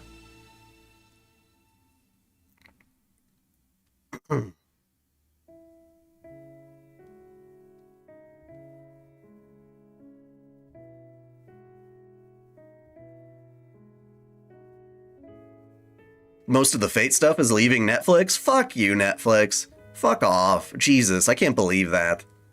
Pay the licensing fee, you stingy bastards. A relic known as the Round Table existed in Camelot. Quite literally a circular table, the knights sat around it were equals sworn by an oath, unbound by rank or status. It was originally a mystic code that represents bonds, a proof of heroes that was reforged for Camelot. The Round Table served as the cornerstone of the castle itself, acting as the basis for its manifestation in the world. If King Arthur's holy sword provided the energy that sustains the castle, the Round Table was the pillar that anchors it. There were 13 seats, one of which was filled by King Arthur himself. While some of the seats remained unclaimed at the moment, the day would eventually come when all 12 knights assembled. The reason for the knights numbering 13 and not 12 was the existence of the seat known as Siege Perilous. Due to the inauspicious number 13, no one was eager to sit on it. As such, it was thought that there would only ever be 12 knights. No one believed that someone airheaded, or rather brave enough, would do it, to do it would appear. Sorry. The Tristan that she had mentioned earlier was King Rivelin's son, also known as the Child of Sorrow. Oh, I'm so sad, sad all the time. Due to certain reasons, the beautiful man had become a wandering knight. It is said that even fairies grew bashful of their appearance in his presence, opting to hide in the bushes to straighten themselves up. A shame, undoubtedly, but it was true. His alluring gaze alone pierced women faster than any arrow could. Tristan may have been the Round Table's foremost wielder of the bow, but one would be hard-pressed to call that thing a bow. Expert bowmen from all around the world would no doubt protest that he fundamentally misunderstood what a bow actually was. Agravain was King Arthur's blood relative. To be more exact, he was the child of Arthur's sister Morgan, who had inherited King Uther's blood and became a knight of the Round Table using that connection. Despite being a cold, apathetic person that didn't display his emotions outwardly, King Arthur valued and trusted him for his impartiality. He was disliked among the other knights for sending soldiers to their deaths without batting an eye. However, none were able to object strongly to him, as his personal life was without a speck of impurity. He rarely fought on the front lines, but when push came to shove, he returned unscathed no matter the strength of the enemy, earning him the moniker Agravain the Woundless. The Knights of the Round Table were no doubt worthy of their fame as heroes. With that said, they were not all of equal strength, and none of them matched up to King Arthur either. It was a matter of mental fortitude, not tenacity.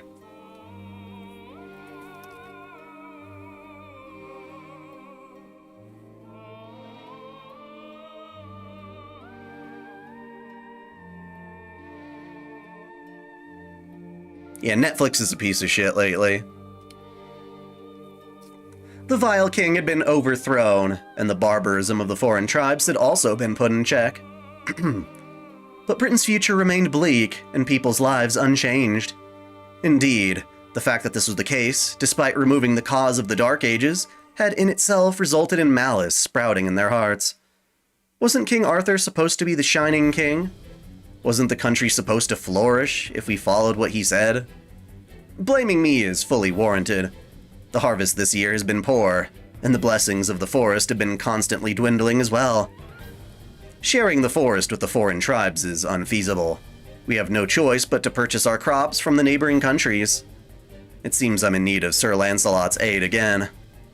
That isn't the problem. The island was poor from the start.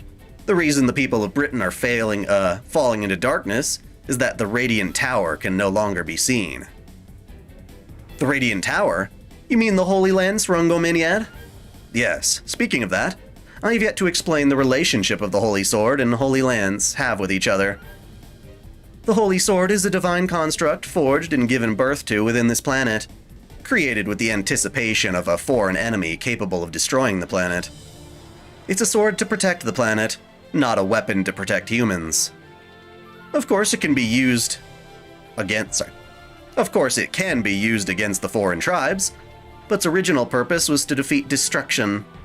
As such, its true power cannot be unleashed, save in battle to save the world, right? There's no need for you to be concerned with that. Setting the Sword of Selection Caliburn aside, the Golden Sword Excalibur is way too powerful. To risk scorching the ground as a result of the destruction of the foreign tribes would be putting the cart before the horse. That's right.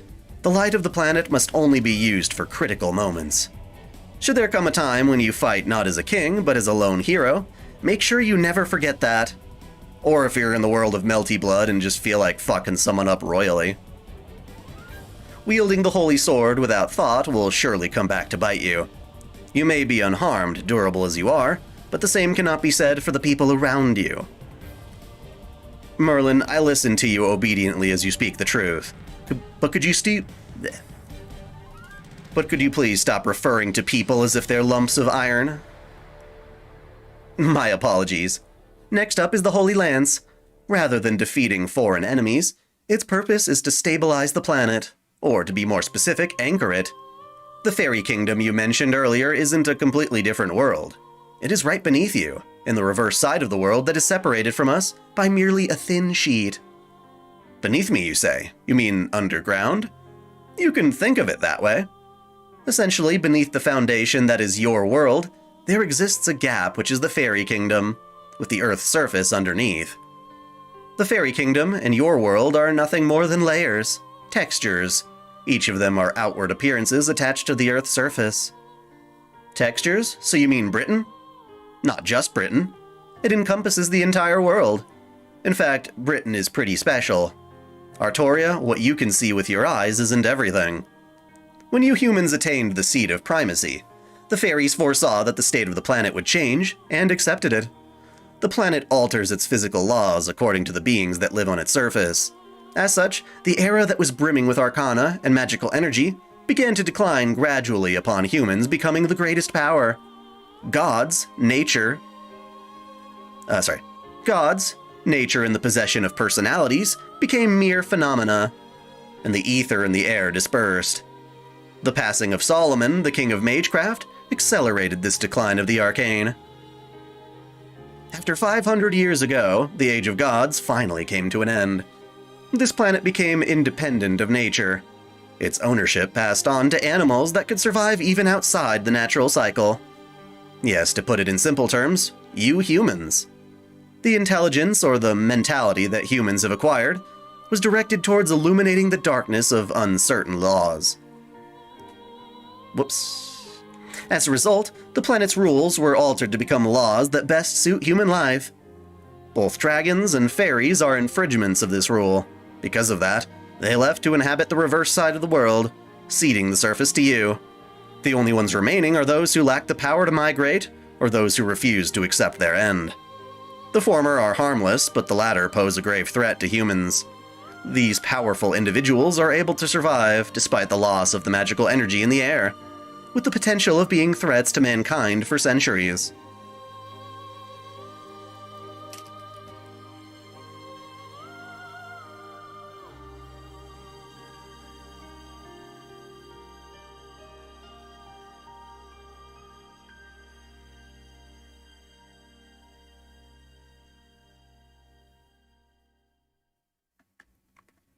I will continue.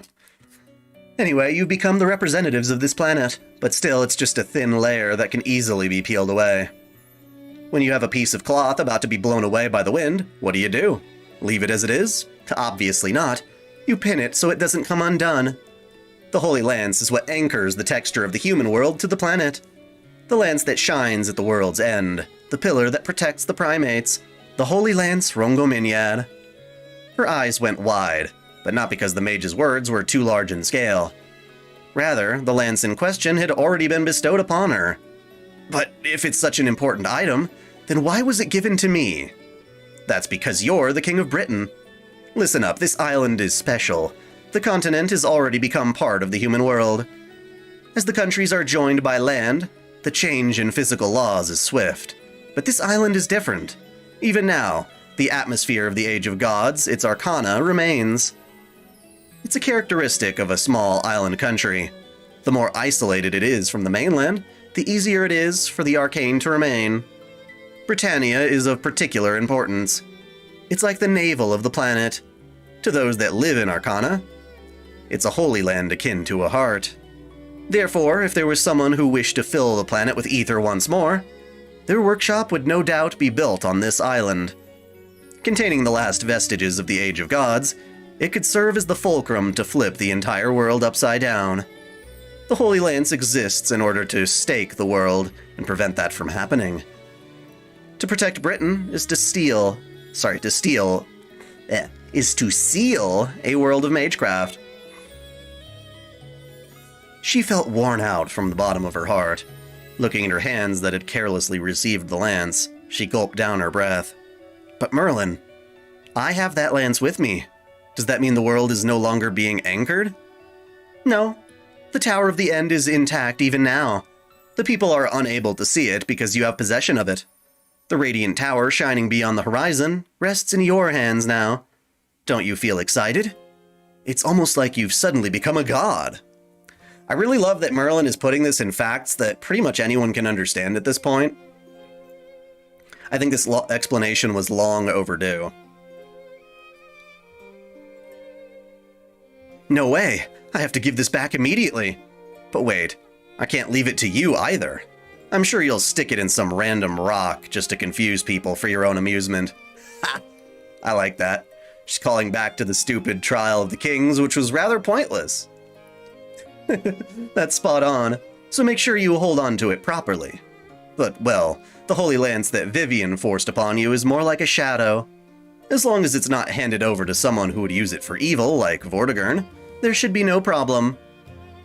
The mention of Vortigern's name alone cast a shadow over her face that had been so cheerful just a second ago. The mage had cut their idle talk short with his carelessness. What is it? Are you still concerned about what Vortigern said? She nodded quietly in affirmation.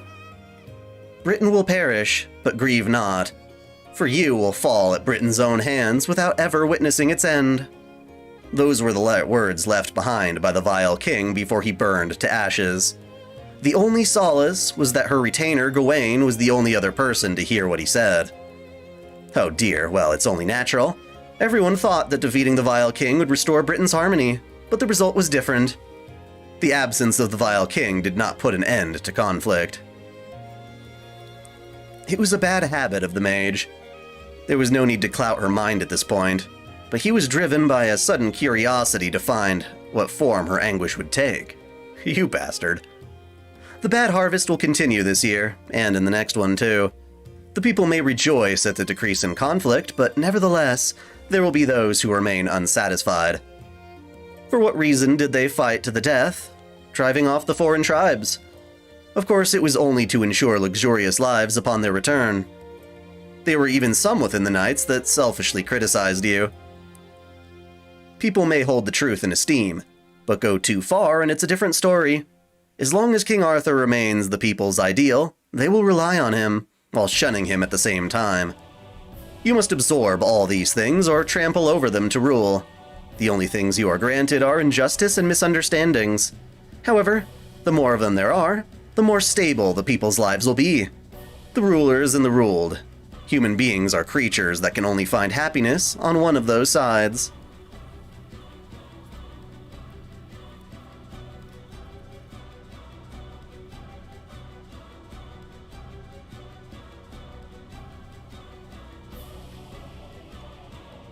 Yeah, Tower of the End is, Rongominiad. It's both a giant tower of light that's pinning the texture of reality to the, to the planet, our reality, as well as the reverse side and all that stuff. It's like a, I mean, a pin is a good word to describe it, but maybe like a staple to hold all your papers together so they don't blow away. But yeah, but then the Rongominiad that Artoria holds is like a vessel of it. It's not the actual thing. It's just like a fraction of Rongominiad's power.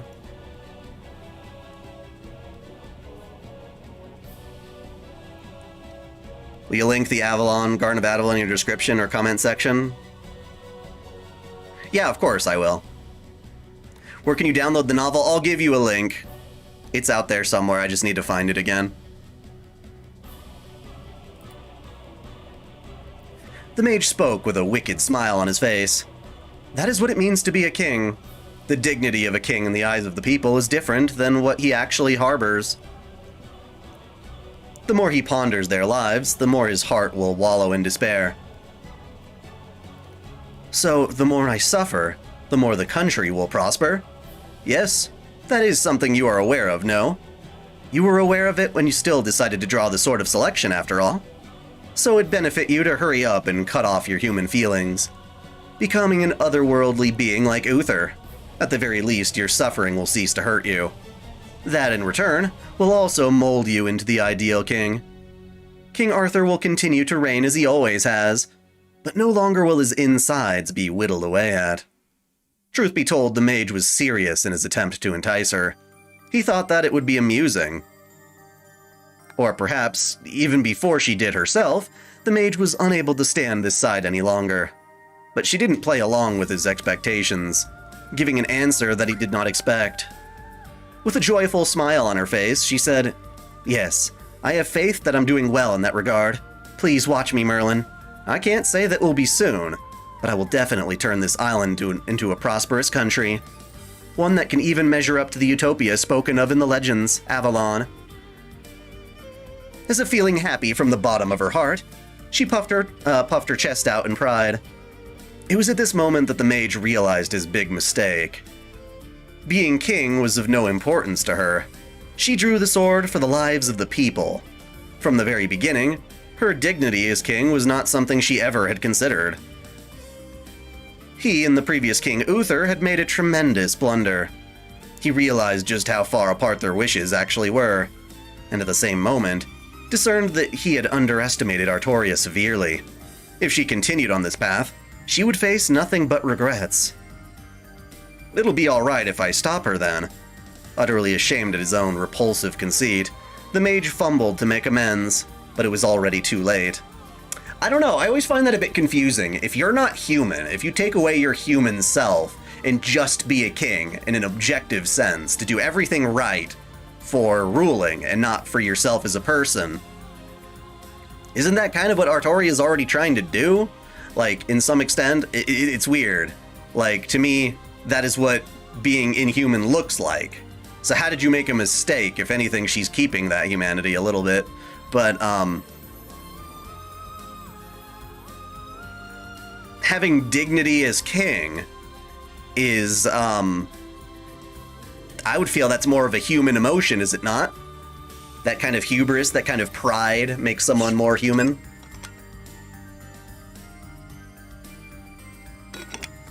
Though certainly gods have pride as well.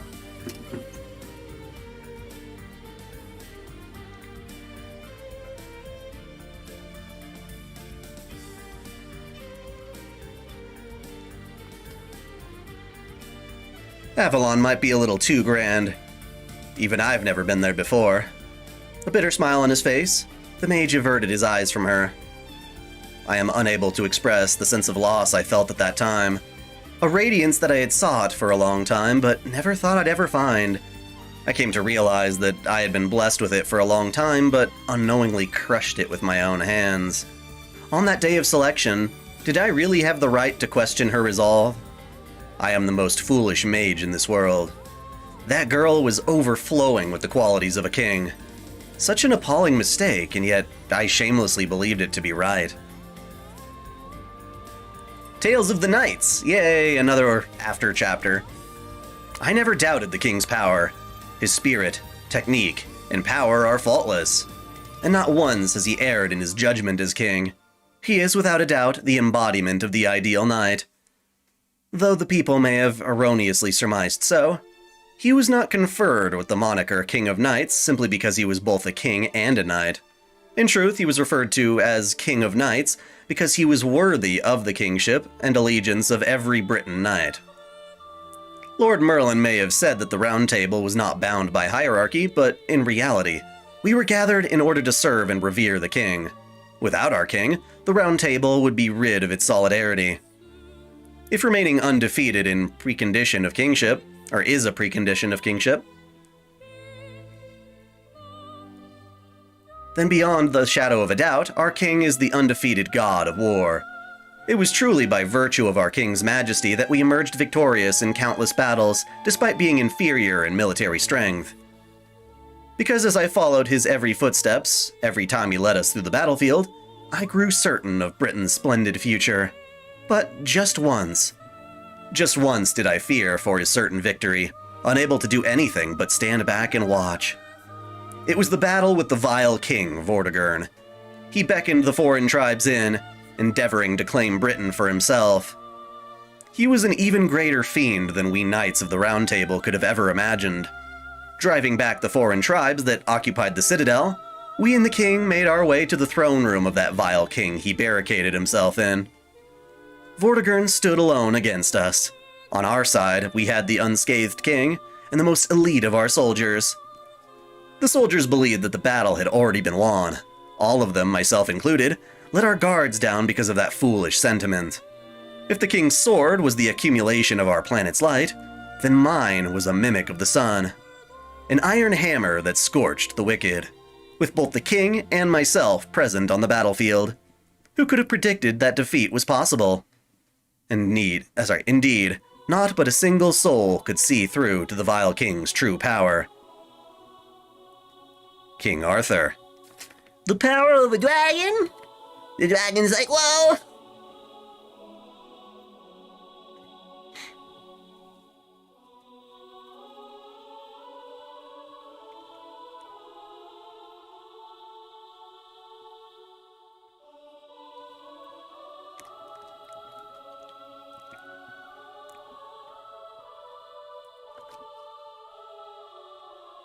Yep, so to me it seems weird for Merlin to tell Artoria, you gotta cut off your human desires. You gotta be inhuman. And then go like, but you should also be more like Uther and have pride as king. It's like, what? What? I guess it's not as much pride as king as it is just sort of like, I don't know, it's more complicated, I suppose. Why do you oppose me? Why do you refuse to accept it? Why do you cling to your humanity? Britain must be razed. You must all be eradicated. If this island is destined to one day be tainted by mankind, I shall return it to its genesis by my very own hands.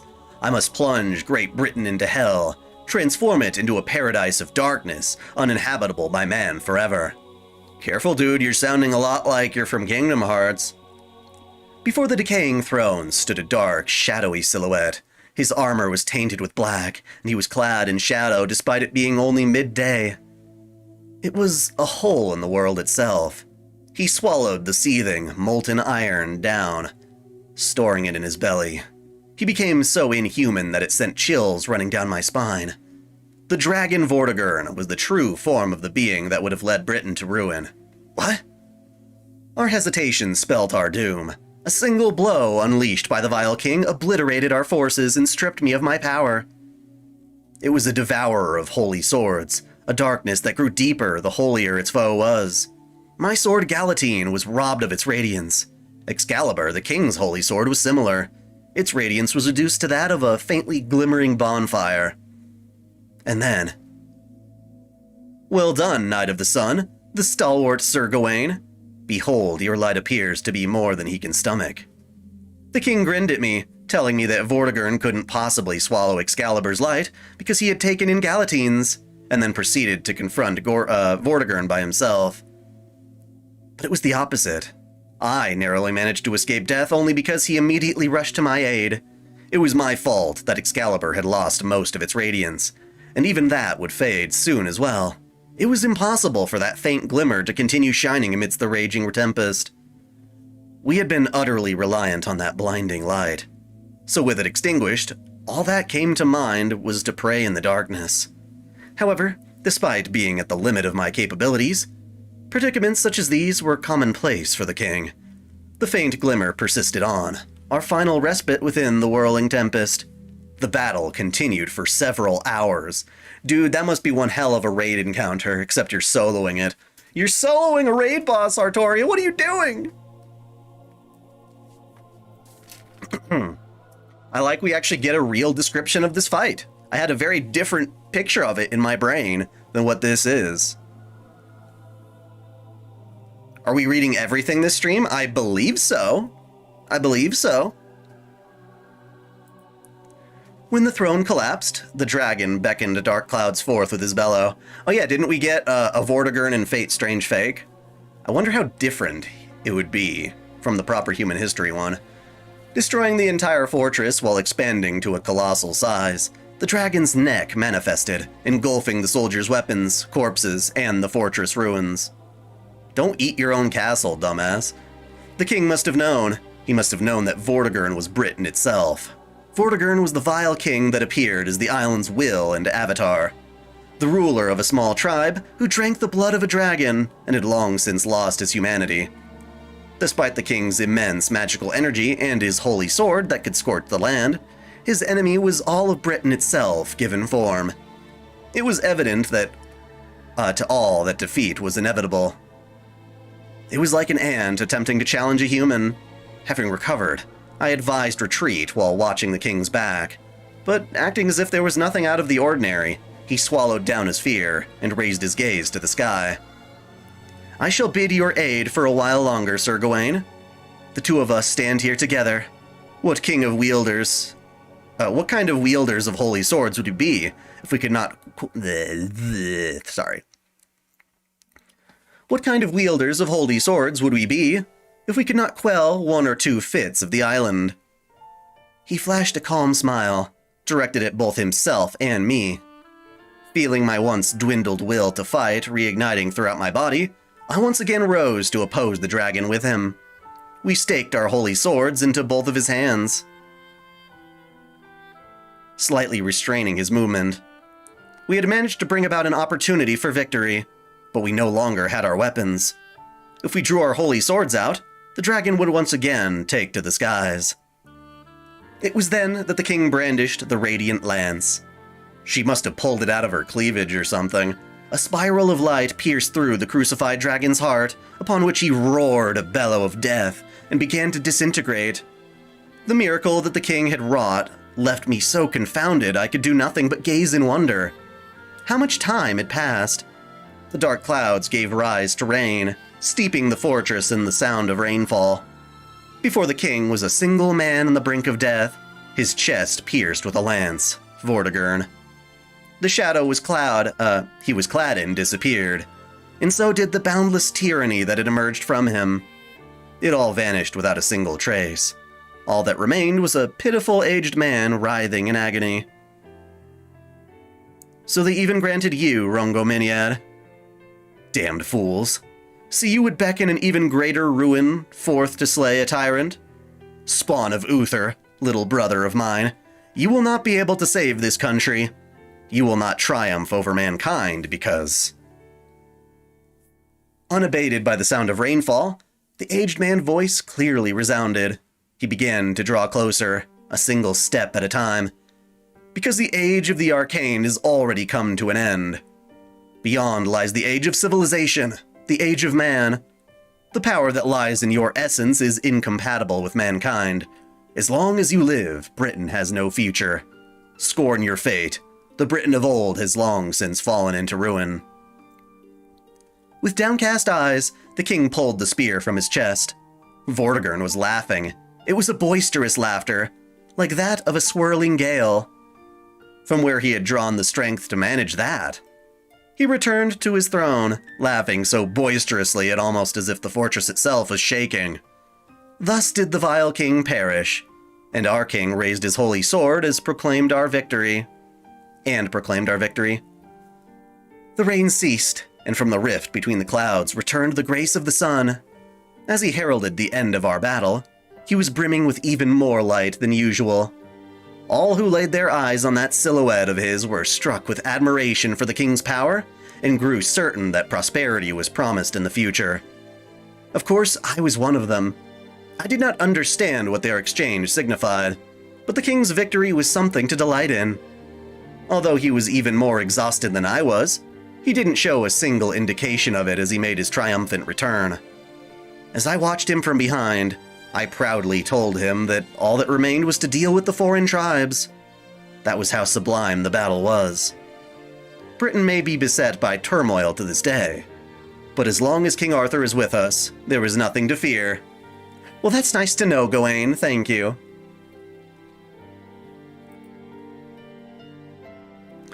Well, yeah, Vortigern is supposed to be your supreme edgelord dragon man. That's like literally his character.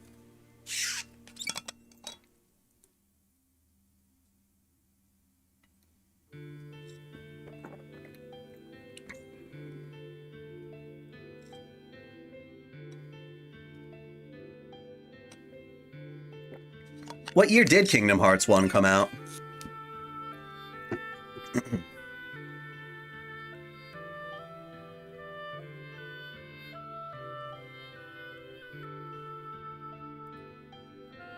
We are on Chapter 3, The Waning Sun. After Vortigern's death, the insurrection within Britain came to an end for the time being. Camelot's construction was completed. The Round Table was filled, and King Arthur took Queen Guinevere's hand in marriage. Needless to say, it was a marriage only in form. The king had laid the truth of her gender bare to Guinevere, and Guinevere accepted it, as it was all for the sake of Britain. No, she had no choice but to accept it. The intelligent woman that she was aware of the indomitable might King Arthur had displayed during the quelling of the insurrection, and she truly revered the king from the bottom of her heart. After all, she had been yearning for the king from the shadows for the entire decade that passed between the selection and Vortigern's demise. The mage couldn't even imagine how she felt on that night, when the feelings she harbored for a decade finally bore fruit, only to be faced with the truth. You could be a lesbian, just saying.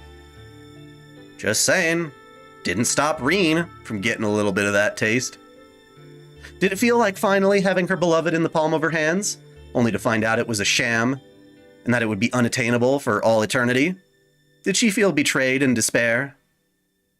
Or did she feel sympathy for the king's plight? She likely felt both. Despite knowing the truth, she aptly supported the king and conducted herself as a queen. She was the bride who was blessed by all, but in truth, she thought of herself as a caged bird. This constantly weighed on the king's mind, but... What do you mean, Artoria? Are you not the same? You too shall never be rewarded a woman's happiness, she said with a strained smile. Well, well, we know how that turned out, didn't we? The king had no choice but to indulge in her virtue. A woman's happiness can come from another woman. All you need is a tongue, or some fingies. Some nice little fingies that know where to move. And if you really need something deep in there, you can make something. You can make something that vibrates and pistons at like 1,000 RPM. You can do it. You can. It's been done. But yeah, these people were backwater in their gender studies. The king had no choice but to indulge in her virtue. Although their relationship was transient, the camaraderie fostered between them during that time they spent together was genuine. And this mutual trust convinced the people that they were an intimate married couple. Camelot was filled with hustle and bustle at the queen's arrival. The long-awaited appointment of Sir Lancelot into the Round Table had finally come. Agravain remained reluctant until the end, but Sir Lancelot's status as a foreign feudal lord proved to be of great import. Trade with the continent proceeded more harmoniously than ever before as a result of his mediation. This was the time when the tales of the Round Table began to truly blossom. Woo!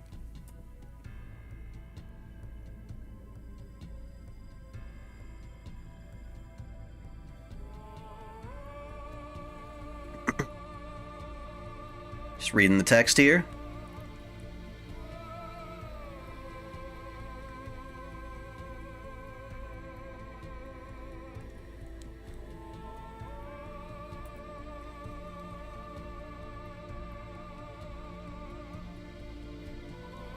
This was the time when the tales of the Round Table truly began to blossom. As the conflict with the foreign tribes started to die down, the Knights of the Round Table began to make their way around the country, resolving any problems they came across. They all saw each other as rivals, and would use any pretext they could come up with to test their might and cross swords. But they were undoubtedly worthy of praise. The mage also set forth on adventures with the knights, causing a slew of problems with women in the process. He was promptly scolded by the king, but I shall elect to leave that part out.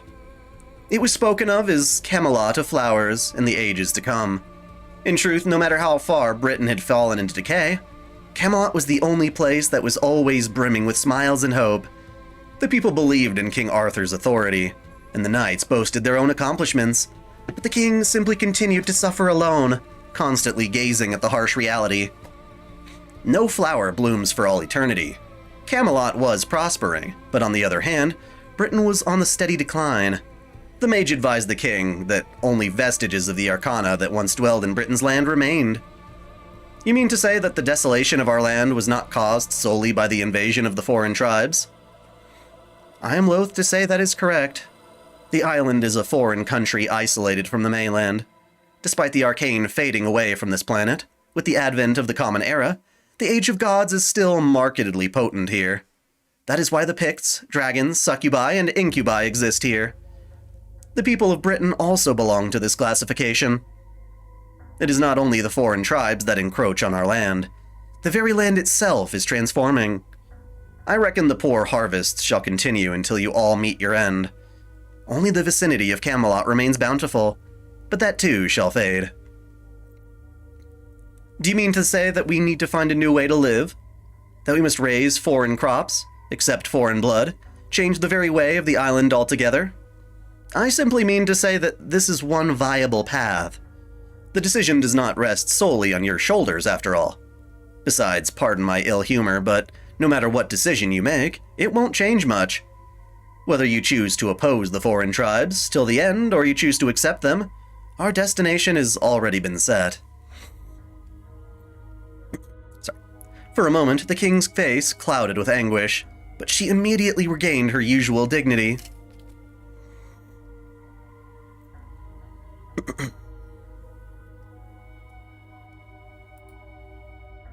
At any rate, we need time. Whether we choose to persevere or embrace change, we must first drive the foreign tribes away. They have no regard for anything but their invasion. Indubitably, however, though you speak the truth, Though you speak of the land's restoration once the invasion has been staved off, do you truly believe we can win, King Arthur? Of course. We have no replenishment for our supplies, right? Then we shall simply fight with what we have now.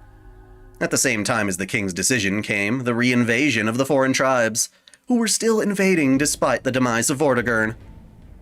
Vortigern was no more than a monster. But they were humans. They invaded under human circumstances, and with human persistence. To the people of Britain, they were an even greater threat than Vortigern. In terms of military might, Britain was superior. But for the people who had land, family, and property to protect, the conditions for victory were too different. Different from those who would come to pillage, not possessing anything in the first place. These barbarians have come to take our farmland. They plunder what we have created, kill and leave. That shall repeat forever and ever. Their ways of warfare are too different from us Britons, who have to protect our lands, families, and fields. It would be much better if they simply came to steal. Those bastards are trying to settle down in our lands. They act like the lands we've nurtured for years belong to them. Without even going through any hardship, they intend to take our lands as their own. Gathering in a place where the land is bountiful is an animal's nature. To put it briefly, the principle that governed the foreign tribes' behavior was survival. They sought out new lands in order to survive, but Britain could not allow immigrants in, and the foreign tribes could not afford to spend several years tilling barren land either. Both had to acquire the fertile land where crops could be harvested, or they'd be faced with death within a year. Coexistence was impossible. The battle would continue until one side perished for good. Moreover, the foreign tribes were not the only enemies they were faced with. It was part of the empire that guided the new invasion. They conspired to exhaust Britain's resources by utilizing the foreign tribes, and then eventually invading it and placing it under their rule. Prepare my saddle. I shall exterminate any enemies who attempt to trample on Britain.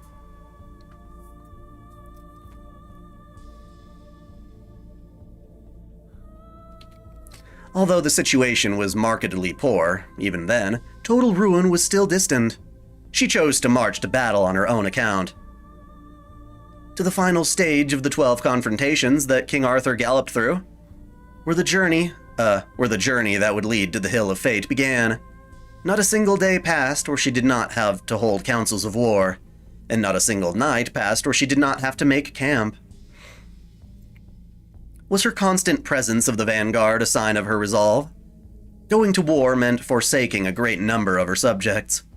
Going to war meant forsaking all of her enemies. It was common practice to deprive small villages of their resources to require war supplies, but many were opposed to it. To the knights, this was an unnecessary sacrifice, as well as an insult to their honor. They understood that this sacrifice would prevent an even greater number of victims, but even then, none of them could bring themselves to accept it. In what world does a king who would forsake her own hometown to defeat their barbarians exist? Part of the problem was alleviated as the villagers were granted a place to migrate to, but she couldn't alleviate their feelings of loss at having their hometown stolen away. Many of the country's soldiers were raised in these villages. This is to ensure tomorrow's victory. Please bear with it. In that sense, no knight had ever killed as many people as her, and no knight had ever been hated by as many people as her. Her figure as she dashed through the battlefield was devoid of hesitation. When she rested her body on the throne, she never even narrowed her eyes in sorrow. It was simple. After all, the mage had shown her this sight on the day of selection. A king is not human.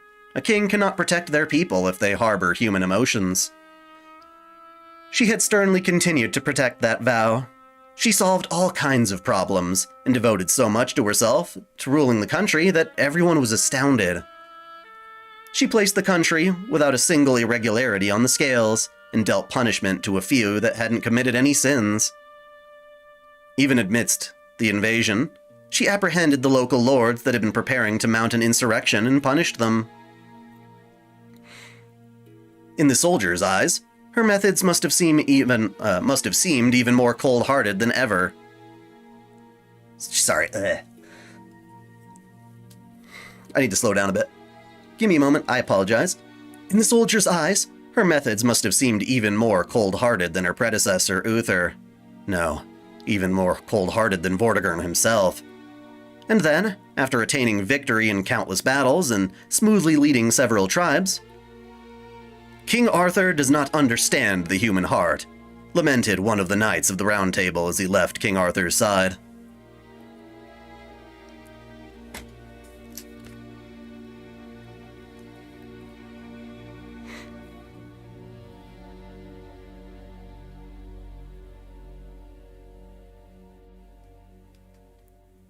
Isn't human nature to take resources to those who work on that land and expected taken for themselves? I'm not sure I understand what you're saying.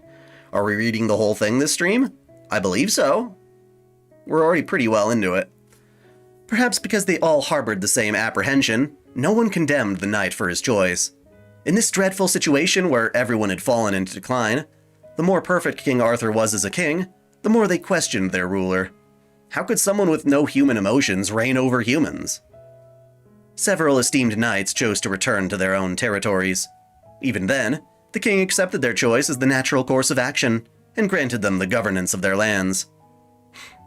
After all, she could not afford to dole out needless punishment. If they plan to barricade themselves in their own territories, then so be it. We shall simply use them as a decoy in the battle with the foreign tribes. Her judgment left the knights trembling in even more fear. The king only sees us as pieces on a chessboard? Indeed, he has accomplished everything on his own, so it'd be impossible for him to see us as fellow humans. The king who had once been the pride of the fair knights was now isolated. But fear was a trifling problem. One of no concern to her kingship. Even if she was shunned, feared, and betrayed, her heart would not change. The war with the foreign tribes relentlessly continued. But the end was finally in sight. The enemy, driven into a corner, gathered on Mons Badonicus? Mons Badonicus! Sounds like Badonkadonks. Mons Badonicus, in order to mount a final offensive. The foreign tribes' number and vigor overwhelmed the knights, and they all envisioned certain defeat. However, only the knights fell prey to that needless apprehension. The battle ended with King Arthur's victory, with 40% of their forces annihilated. The foreign tribes surrendered, and swore an oath to never set foot in Britain again while King Arthur still lived. An expected outcome. A year had passed since she left Camelot. She employed each and every tactic possible in order to achieve victory. She stood atop a small hill from a distance. She could hear the lively voices of the soldiers cheering in triumph. "Congratulations, King Arthur! You have once again exceeded my expectations and proven yourself worthy of my admiration." Gazing down at the joyous bright bustle, with her holy sword thrust into the ground, she said, "Please convey those words to everyone else, too, Merlin. This victory is not mine alone." Even though she had just won a decisive victory, she did not even show a sliver of joy, and thus, the nation destined for demise was granted a brief respite. The war that relied on the invincible hero came to an end. Britain finally returned to being the tranquil country she had seen in her dreams when she first drew the sword. What happened afterwards were events that tire me to speak of. She confided the island's secrets to her trusted secretary and attempted to resolve it. She was advised that if Arcana were to fade from Britain, they must obtain a miracle of the same caliber, a proposal which she accepted.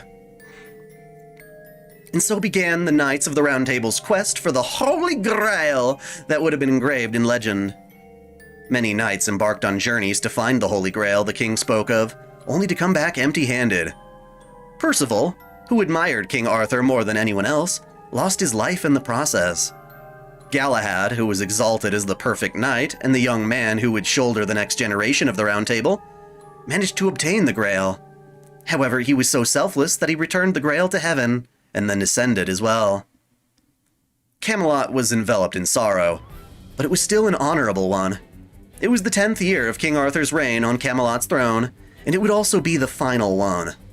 The adultery between Sir Lancelot and Queen Guinevere had just been uncovered. Shall we speak of something a bit merrier? What is chivalry to you, Artoria? All of a sudden, to me? Chivalry is to uphold morals, to become a shield for the people and protect one's liege. Hector taught me that a knight is someone who never shows fear on the battlefield, someone who does not take up the sword for their own sake, but rather to protect their own country and beliefs. Am I wrong? She inquired with a straightforward gaze. Even at this stage, she always strove to improve herself as a person. She always listened to what others had to say, pondered on it, and questioned if she had any inadequacies. Hector was a bit too good of a teacher.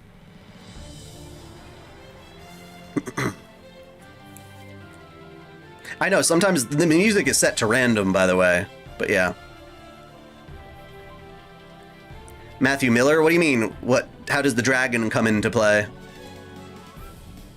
Artoria has the power of the red dragon. It's kind of like in her essence. It was instilled on her from birth. And the only other guy that was a dragon was Vortigern, who turned into a big dragon for their big giant fight, and then he got stabbed and killed by Rungo Miniad.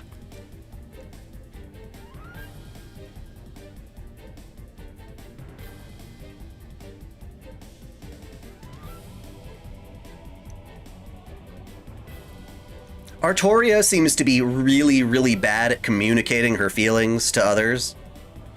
When she's talking to Merlin, it seems like she's much more honest.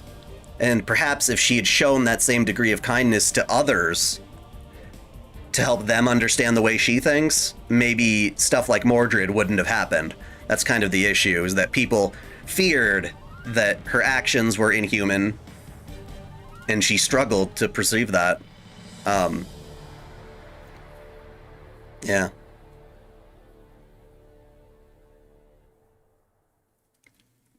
Artoria doesn't, like, literally have dragon's blood, like she gobbled up well, then maybe they used some of Albion's blood to instill, like, at birth, her, but it's not like she drank the blood. But she does have the same properties. She doesn't get to turn into a dragon as literally as Vortigern did, though.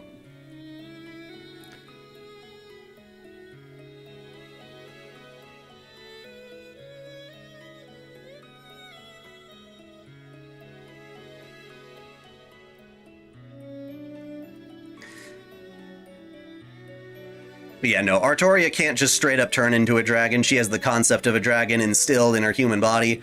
Vortigern drank the blood directly, I guess, and was able to manifest as a white dragon. Even chivalry can differ depending on the person. There are those who believe favors should be repaid. Those who believe evil should be condemned above all else. Those who believe protecting their territory is their pride. To put it briefly, I believe it's a person's dignity and creed. Well, I've never been too concerned with those things, so I can't really say I've experienced it for myself. I can, however, comprehend it. It's the same for him. To him, living while fostering his love for the Queen was important as a human being. She gazed at the mage with her eyes opened wider than ever before, then burst into laughter as if she couldn't hold it in anymore. It was an expression the Magus hadn't seen since she was in training, and one more appropriate for her age. To think you'd be looking out for me. I must have seemed terribly depressed to you, haven't I? Please do not worry. I do not feel bitter towards Sir Lancelot, nor do I detest him either. On the contrary, I feel sorry. Because of my distorted way of being, I've robbed the two of them of their happiness. Her lonely visage showed both sadness and compassion.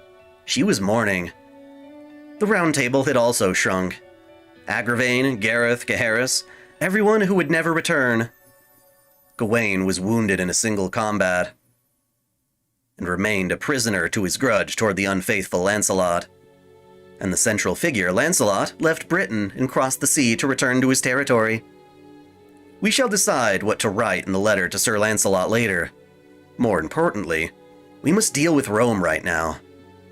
Let us strike at those who would ignorantly hunt the Saxons, and show them what we think. Of course, I shall pay them back in kind with my sword. Now, okay, here's the thing. Originally, Britain was protected by the Roman Empire, which dissolved. The Roman Empire dissolved, at least with its control to Britain, which is what allowed Vortigern to take over, and all these tribes to come in and start occupying it. So Britain lost a sense of unity when the Roman Empire dissolved.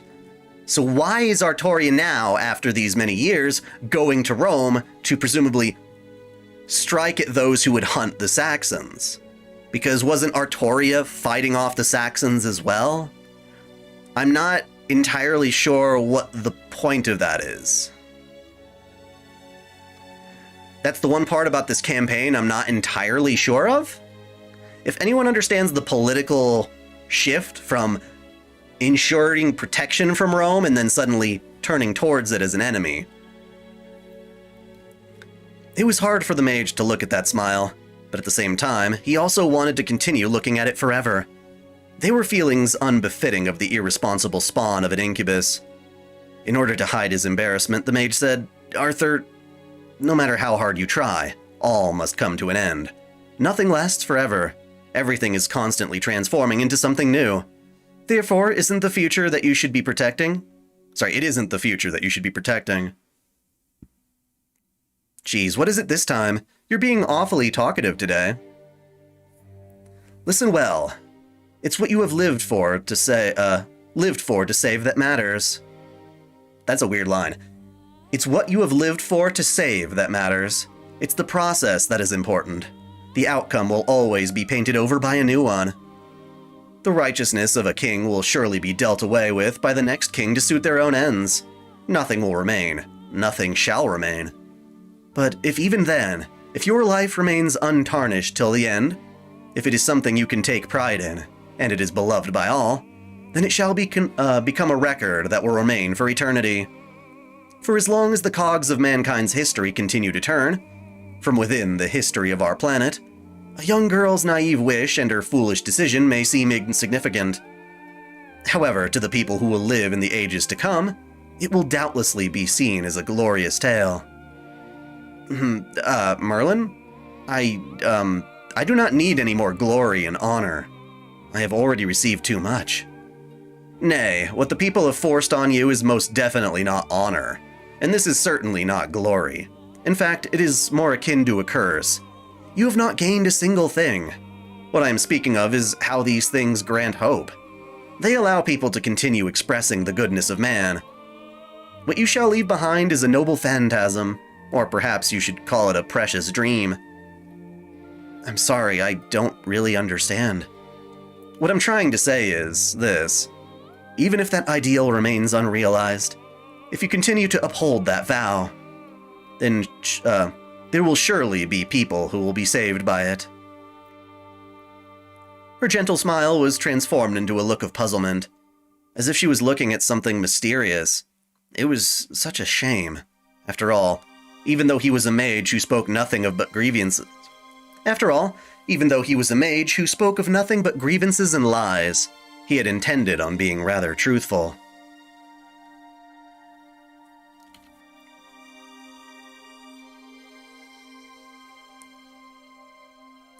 Well, this isn't the plot demands it. This is like, presumably based in real history.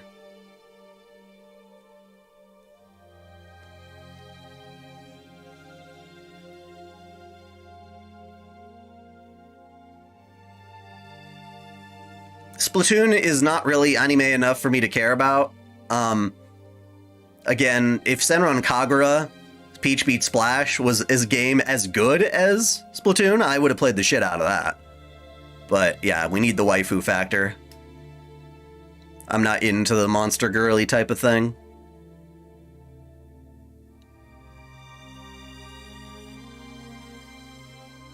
Rome basically hated the British by Artoria's time. There have been multiple attempts to conquer it, but most attempts failed. Artoria probably wants to stop another Roman invasion.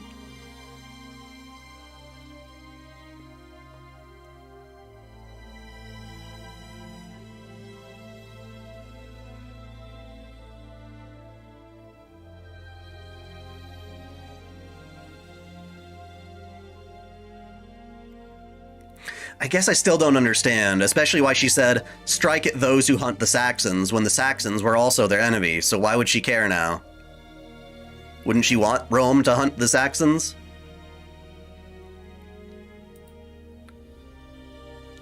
Anyway, we're back to another tale of the nights. When we returned to my castle's territory and arrived at my bedchamber, the queen was beset by sleep. I think this is from Lancelot.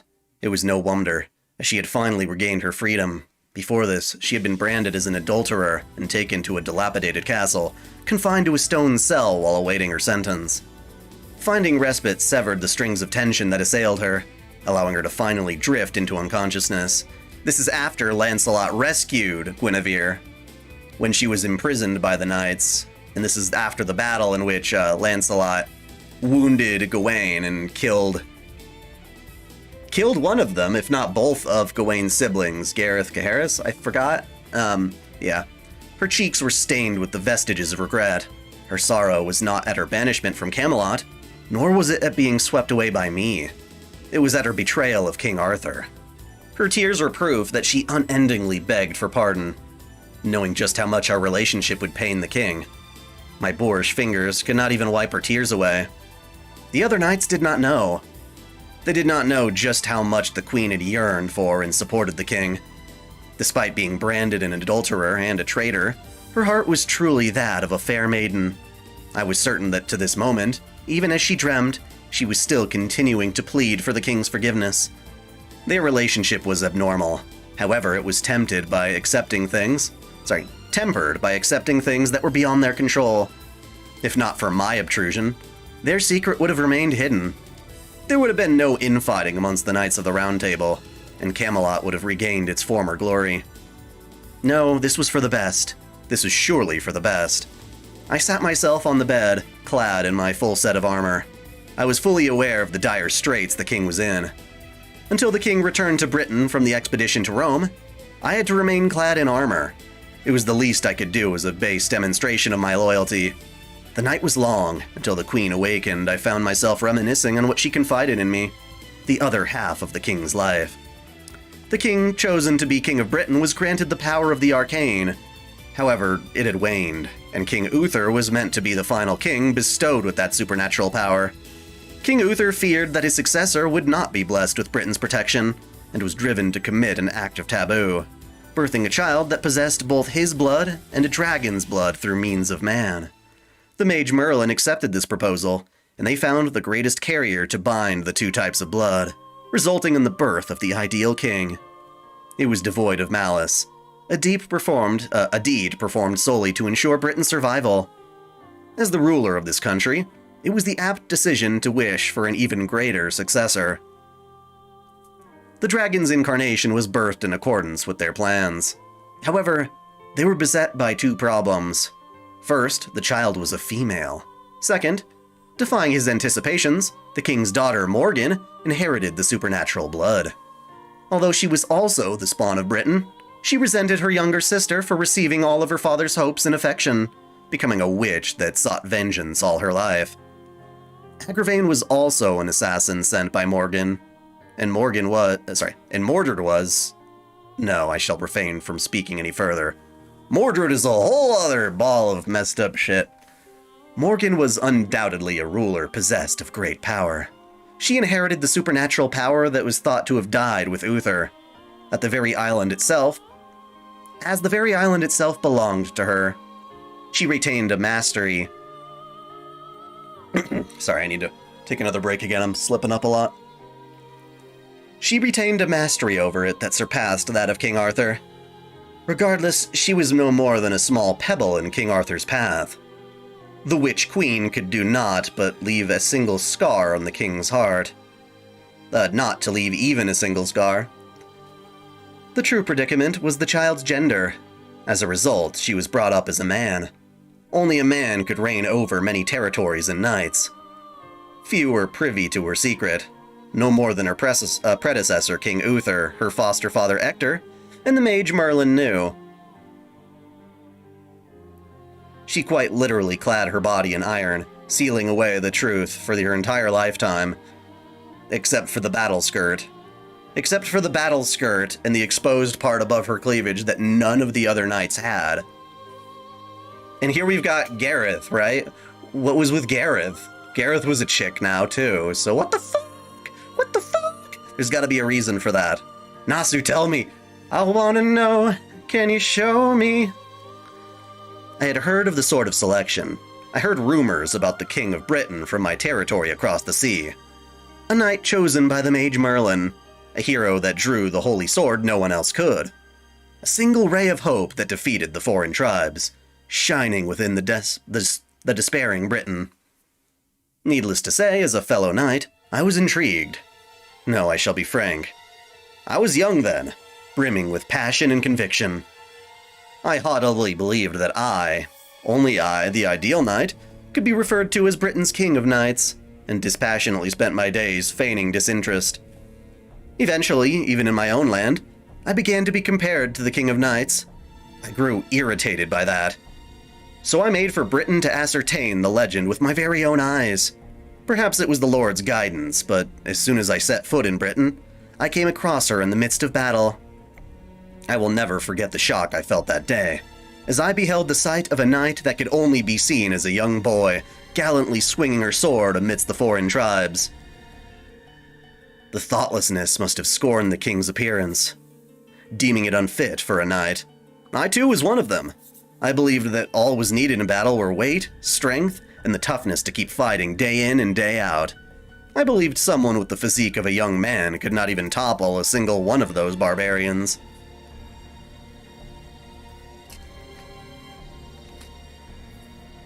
The Britons were Gareth Sims.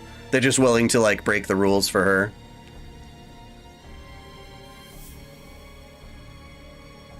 Not everything needs waifu, but if I want to play it and spend a lot of time on it, it does. That just means it's not for me, which is fine.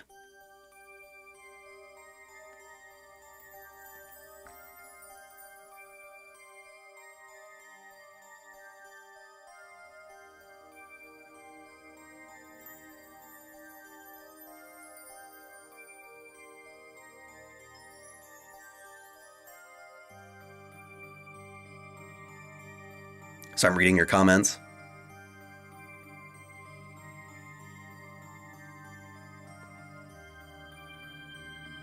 I don't know. I haven't done the lore of Gareth, to be honest.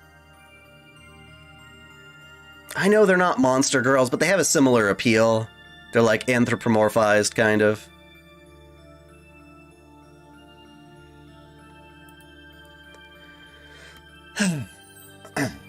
But the moment I witnessed the king, I realized the essence of a knight was not a sturdy body, but the spirit. A spirit that swore what it wielded the sword, to temper. What? What kind of sentence is that? A spirit that swore what it wielded the sword to temper. That's not a complete sentence. A spirit that swore what it wielded the sword to protect. An unwavering conviction. I fought together with the king in that battle, and by merit of my deeds, I was invited to Camelot and granted the honor of speaking to her as a guest. It wasn't long before I began to desire my own seat at the Round Table. I witnessed many battles with my very own eyes as one of the knights of the Round Table. I was no different from the other knights. We worshipped the king, but none could see her secret, through her secret, and that anguish plagued her. Naturally, some harbored suspicion towards the king's appearance, but as a wielder of the Holy Sword, the king could not be wounded, nor could she age. The Holy Sword was blessed with the protection of the Lady of the Lake, granting its wielder immortality. Thus, none pried further into her dainty frame, and the knights were proud of her girlish visage, as it proved they had a handsome king. The king truly was unrivaled. Her physique and appearance had no bearing on that. The people who had grown frightened of the invasion sought a powerful king, while the knights would only serve the most capable of commanders. The king fit all of their conditions. As such, not a single soul pried into her true identity. They were content as long as she protected the nation as their king. Their new king was impartial and always stood on the vanguard of battle, eliminating Britain's foes. Many friends and foes alike perished, but she always made the correct decisions and ruled the nation better than anyone else could. There was no room for doubt. In the first place, who among her subjects even considered her as a fellow human being? The king does not understand the human heart, you say, Sir Tristan? No. All of the knights of Britain are mistaken. Why can't you realize that the king is just like all of you? a human that hails from the island of Britain. I was a knight that arrived from a foreign land, an outsider, so to speak. The climate and culture I was raised in were different from theirs. Our beliefs clashed at a fundamental level. The British placed their island, their nation, above all else, while I valued the people more than the nation. I believed that an individual's happiness had more value than the nation's happiness. Taking the hand of the woman you love when she's in peril, even if it meant forsaking the nation, was the creed of a French knight. Although it caused me shame, that allowed me to observe the Round Table calmly. After Sir Tristan departed, the king's fatigue became noticeable. The queen was worried for the king, and I too felt apprehension toward the burden on her heart. I wanted to lessen the burden on her shoulders, even if just a little. That became the mutual aspiration the queen and I shared. We began to speak, developed a mutual respect, and relied on one another. Without a doubt, I had already taken her by that point. The strength of heart that allowed her to support the king from the shadows was few and far between. She confided the king's secret to me because the burden grew too heavy for her to bear. I learned of the king's true identity. I learned of the queen's loneliness, and I learned of my own naivete. At that very moment, I found myself dominated by rage. It was rage toward all that was chaste. I felt an uncontrollable resentment toward the island of Britain itself. My adultery with the queen was exposed by that man. As I expected, you never were a worthy queen to King Arthur, Guinevere. Damn you, Agravain. He had risen to the position of secretary, so he knew the king's true identity, and he used that knowledge to threaten the queen. The affront to the queen brought forth my final resolve. I cut through many knights, slew fellow knights of the Round Table that I once called my friends, and fled to my own territory. I became an adultering traitor, a beast unworthy of even calling himself a knight. From the depths of my soul, a man cried out that this was for the best. I had the woman I loved. King Arthur lived in idealism, just as I once did, but I had grown older. Humans grow older. We were not evergreen like the king. Humans do not have much time to spare living by their ideals. I was no longer the knight the king had such high hopes for. My adultery with the queen unexpectedly served to prove that. I even felt relieved that the king would know of my downfall and the limits of man, and that I would be branded a traitor and punished. But the king said she forgave us. The virtuous king said that she forgave us, both me and the queen. My friend, my pride, the ideal knight, if you have chosen to commit such deeds, then they must doubtlessly be just. I am certain of it. When I read the words inscribed on that letter, I felt a premonition on my end, one where my soul decayed into madness. Oof. What the hell is this? Did the king not love Guinevere? No, I am certain she did. She trusted Guinevere both as her wife and as her dearest friend.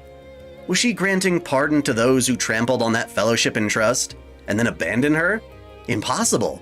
Absolutely impossible. Those words were simply for appearances. She only chose to forgive me, a knight, bearing her position as king in mind. If I were to defect, then Camelot would surely be ruined. Indeed, that must be it. She had steeled her heart and chosen to give a traitor like me, even though she resented me. If only had she been that kind of person, I would never have retreated. Indeed, I retreated because I was afraid. She truly forgave us and was wishing for our happiness. Almost as if she was assured that there could be no other conclusion. She was truly a king whose only purpose was to protect her nation. After all, she hid her true identity and suppressed her own self simply so she could protect her people. If I had been in the same position, would I have been able to pardon the traitor? No. The very premise of that question was flawed. After all, the king differed from us on a fundamental level. She was not a human, nor was she raised as one. Yet even then, she attempted to live justly as a human. A being that did not know human happiness but loved it. Not but a single term could describe her. A monster. An even greater monster than Vortigern. There was no way anyone could understand her. Was her way of life not the hell that we humans conveniently imagined? Just what was I so angered by? To this very moment, I respect the king. I revere her. However, I must not recognize that thing as human. To accept her way of being as wonderful would make me different than the knights who left the castle. Would make me no different, sorry. Oh, Guinevere, is this what has been plaguing you so? This fear birthed in my heart shall eventually become hate, and eventually loathing. It shall drive me to to eternally curse the king who forever lives in idealism. An abominable future, but a suitable retribution for a man such as myself. The night is long, the summer has not yet risen past the horizon. I gaze at the island that has now become a distant foreign land, and the once brilliant castle of chalk. Oof! Oof, oof, oof. Tamamo is a monster girl too? She is a Neko Mimi more than a monster girl, in my opinion.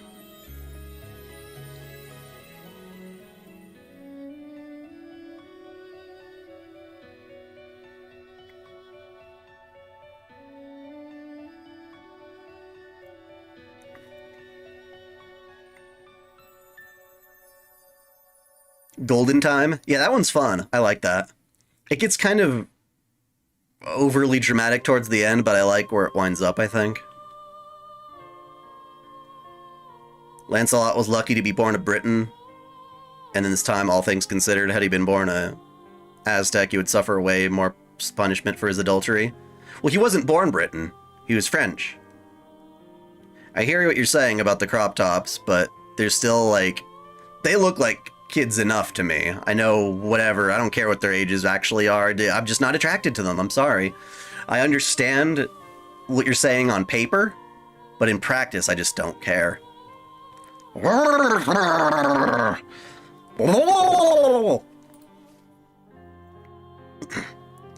It was a majestic daybreak. From the harbor, the rising sun was periodically concealed by the floating clouds. It definitely couldn't be called good weather. Nevertheless, the sun's glint as it peeked through the horizon brought golden ears of rice to mind, and her form as she stood on the wharf appeared even more composed than usual. The entire harbor was in a frenzy preparing for the large fleet of ships' departure. She and the mage stood on a wharf detached from the hustle and bustle and began their final conversation. It's finally time for the expedition to Rome, huh? Are you truly set on this course of action, King Arthur? I am. We shall confront them before they set sail. First, we shall mount an offensive, and then we can start negotiations after. The confidence in her calm assertion that she'd preemptively destroy her enemy brought a smile to my faces. To the mage's face. It wasn't a smile of scorn, however, but one of joy. Geez, you hate losing as much as ever, but you're right. Rome is looking down on the current Britain. They're gloating over They're gloating over our impoverishments from the battle with the Saxons. I'm sure it'll feel great to sock them on the face and knock them on their rears. Indeed, I have some pent-up grievances of my own, too, so I intend on mercilessly crushing them. Then, while they're scrambling in confusion, we will offer a treaty and swear them to peace. The mage smiled in agreement because he had already foreseen that King Arthur's ploy would certainly succeed, but I'm slightly concerned about your absence. Who shall remain while you are away? My Sir Kay and Mordred, as well as Sir Gawain, who is currently recuperating. As for the matter with Sir Lancelot, I shall tell everyone about this after this expedition. I see. So it really did turn out this way. The mage was about to say something, but he hesitated, and eventually elected to avoid telling her the truth. His eyes could not peer into the future, but they could perceive the world. Those eyes could read precisely what was to come after this. As a result of her accumulated acts of cruelty, the king's absence due to the expedition was likely to lead to a war occurring. The king would certainly achieve victory in the battle with Rome. However, when she returned to Britain, she would be surrounded by her own nation's troops.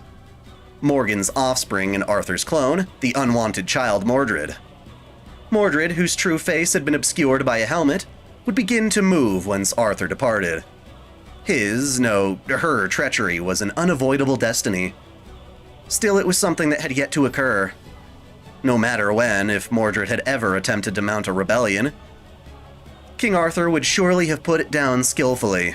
But this time, only this time was promised victory not in sight. After her great exploits during the Rome expedition, she could very well lose her life in the most dreadful battle, one where her fellow countrymen would slaughter each other.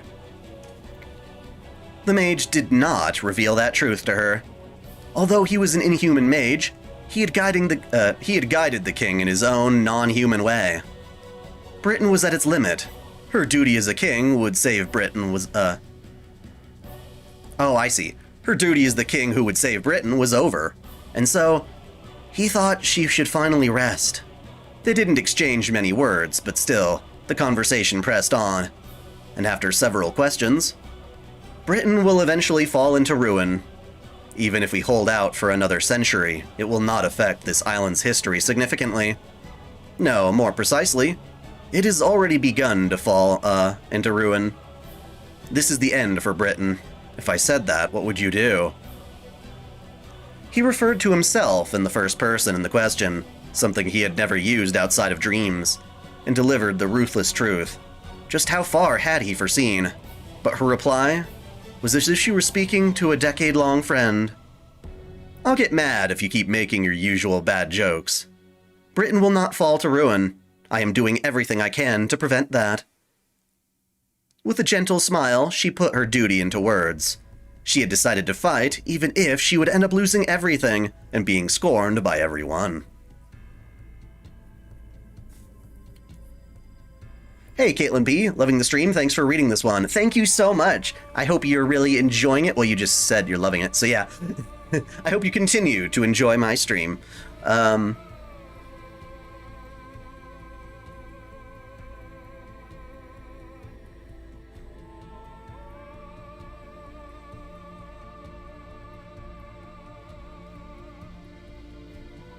I'm allowed to like Fox girls, but not the rest of the Monster Girl realm.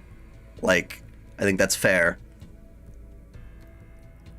That'd be like saying, like, oh, you have to like zombie girls because there's also that one chick with the wings that's really hot in Musume. The harpy? I think she's a harpy. Anyway, I will continue. Yeah, imagine if Artoria took Mordred with her. That'd change things significantly. Suddenly, the mage recalled the day of selection. The twilight where only they had remained. The resolve of the girl who stood before the sword. There was no need to ask her again after all this time. She had sworn that she would fight. Etched into that stone was the wish of the young girl that she had abandoned then, because in exchange for her own destiny, she wished to protect everyone. You're right. I've gotten rather forgetful recently. Looks like I don't have the right to make fun of humans either. Yeah, it happened just a short while ago, but to me it feels like it's been an eternity. I haven't really told you much about Uther. After all, he was a problematic man of the same caliber as the Vile King. Well, I delightedly went along with his plan, so you could also say the same for me. But at the time, it seemed like a good choice. And it was in fact the best move we could have made. We created the ideal king, and if you ask me, I think we did a good job. Merlin? But the rest didn't go as planned. We desired the ideal king. You desired the people's happiness. From the beginning, we were looking at completely different things. I should have realized that sooner. She gazed at the mage in bewilderment. Of course, even if she was presented with such an obvious truth after all this time, she could not understand what the mage was trying to convey. Those words of his may have just been his attempts at repentance towards her, and what that pained him. It's fine, you should stay as you are.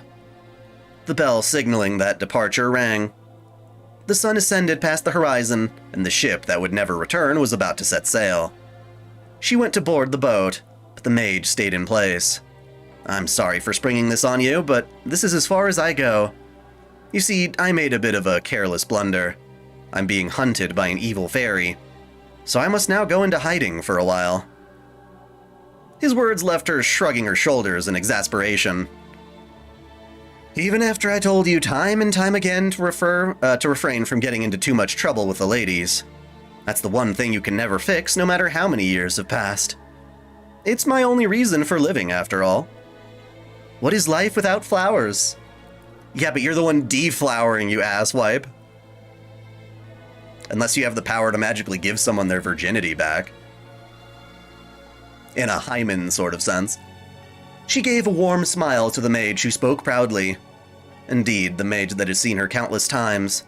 However, she wasn't smiling for her own sake. She was gleefully smiling because she saw her people's happiness. Thank you, Merlin. I am grateful to you. You have truly been a great mentor to me. Her words of farewell were simple. She did not know of her own fate, and perhaps that's why she intended on only giving a brief farewell. The mage grew awkwardly bashful at her straightforward gratitude. He was used to these compliments, as he had heard those words many times before. Be that as it may, he found himself choking on his words, overcome by emotions he had never even dreamt of. Failing to come up with one of his usual witty replies, he was unable to say any words of farewell. Unlike you, I do not have any experience dealing with the opposite sex, so I am not quite sure what this emotion is, but I am truly grateful that you have been there for me, that you have stayed by my side for all these years. Perhaps I may have even been in love with you. She didn't blush at all. She didn't have a maiden's bashfulness either. She simply put her misguided thoughts into words, conveying them with all her heart. To her, that was the grandest expression of affection she could think of. Naturally, it was not love. As she had never experienced life as a human, it was simply a misguided expression of the greatest gratitude she knew. Their final conversation came to an end. The king boarded the ship and set sail for the Golden Sea. While seeing her off, the mage began to monologue, as a mage like Merlin would do. I was a being that only loved beautiful conclusions. I may have a human appearance, but my true self is cold-blooded like an insect. I am a non-human incapable of feeling even proper emotion, and yet I have fallen in love with a single, beautiful heart. The mage did not understand human love, and Artoria has yet to know of it. Still, they spoke of love to one another. How ironic. No, I guess that too was the expected outcome. After all, two fellow non-humans tried to pass themselves off as human. There was no way it would ever lead to understanding.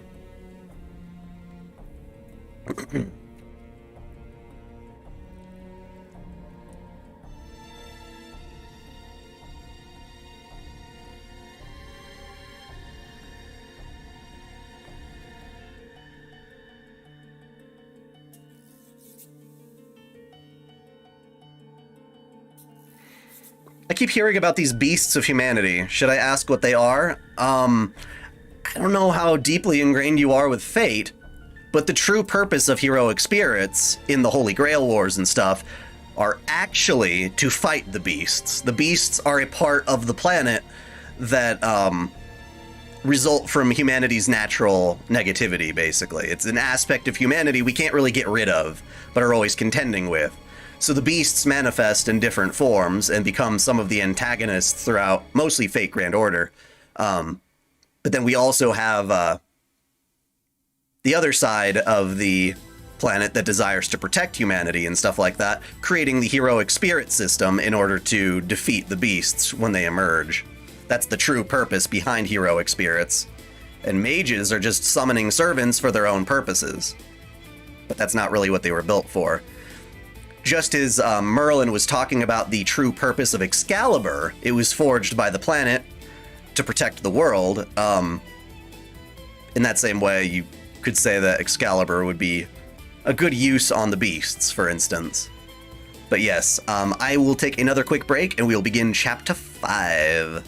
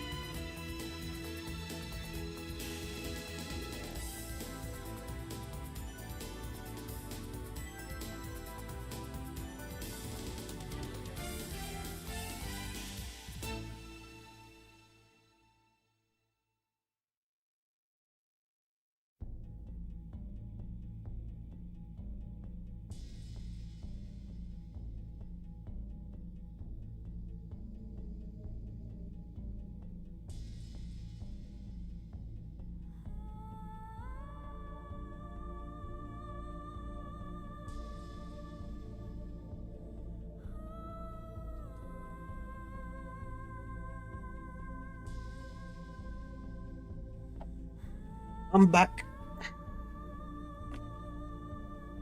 Let me get situated.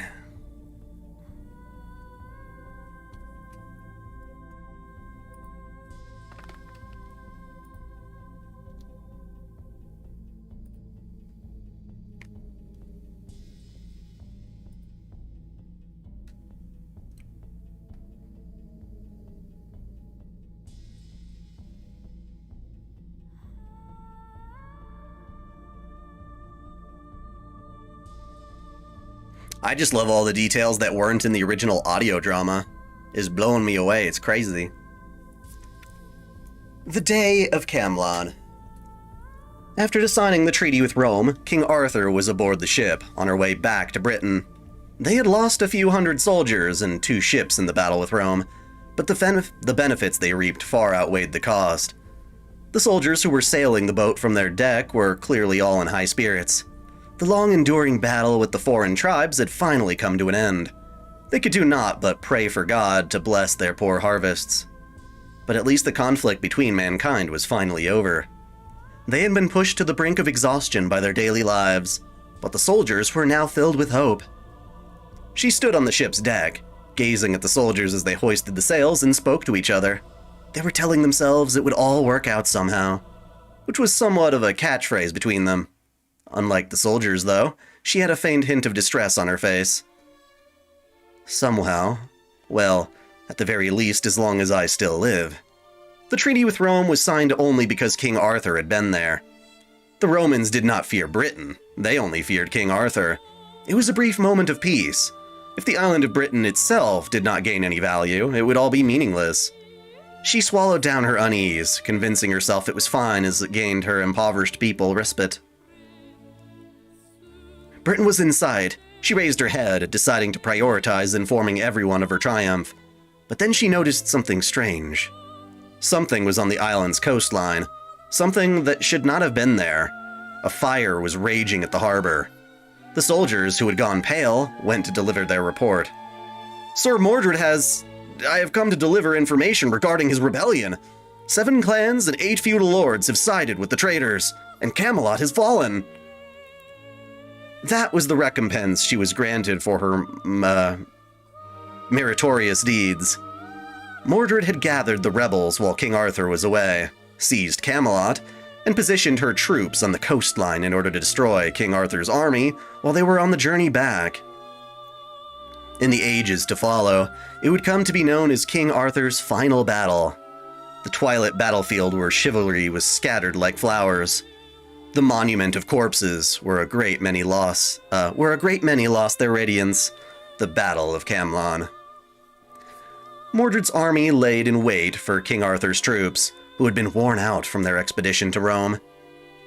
It was only thanks to the aid of Gawain and Kay that their ship was able to come ashore. Hearing of Mordred's rebellion, the wounded Gawain rushed toward the battlefield. King Arthur managed to break through the besiegement. With Gawain's guidance, and King Arthur's forces, as well as Kay's. This is a very run-on sentence. Alright. King Arthur managed to break through the besiegement with Gawain's guidance. And then King Arthur's forces, as well as Kay's rearguard unit, appeared out of nowhere, rescuing them from the hornet's nest. Until the end, Sir Kay never got a chance to see the king for himself. Having made landfall, King Arthur was afforded a momentary reprieve.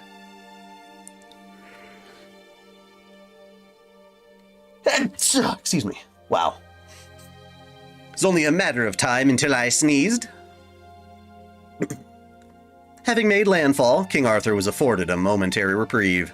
Many feudal lords sided with Mordred, so King Arthur was at a disadvantage in terms of military strength. At the end of the first battle after landfall, Gawain lost his life in single combat with Mordred. Just like King Arthur, I will always take the lead on the battlefield. So declared the fearless Mordred. However, she was wounded in battle with Gawain and forced to command her troops from the rear guard following the second day.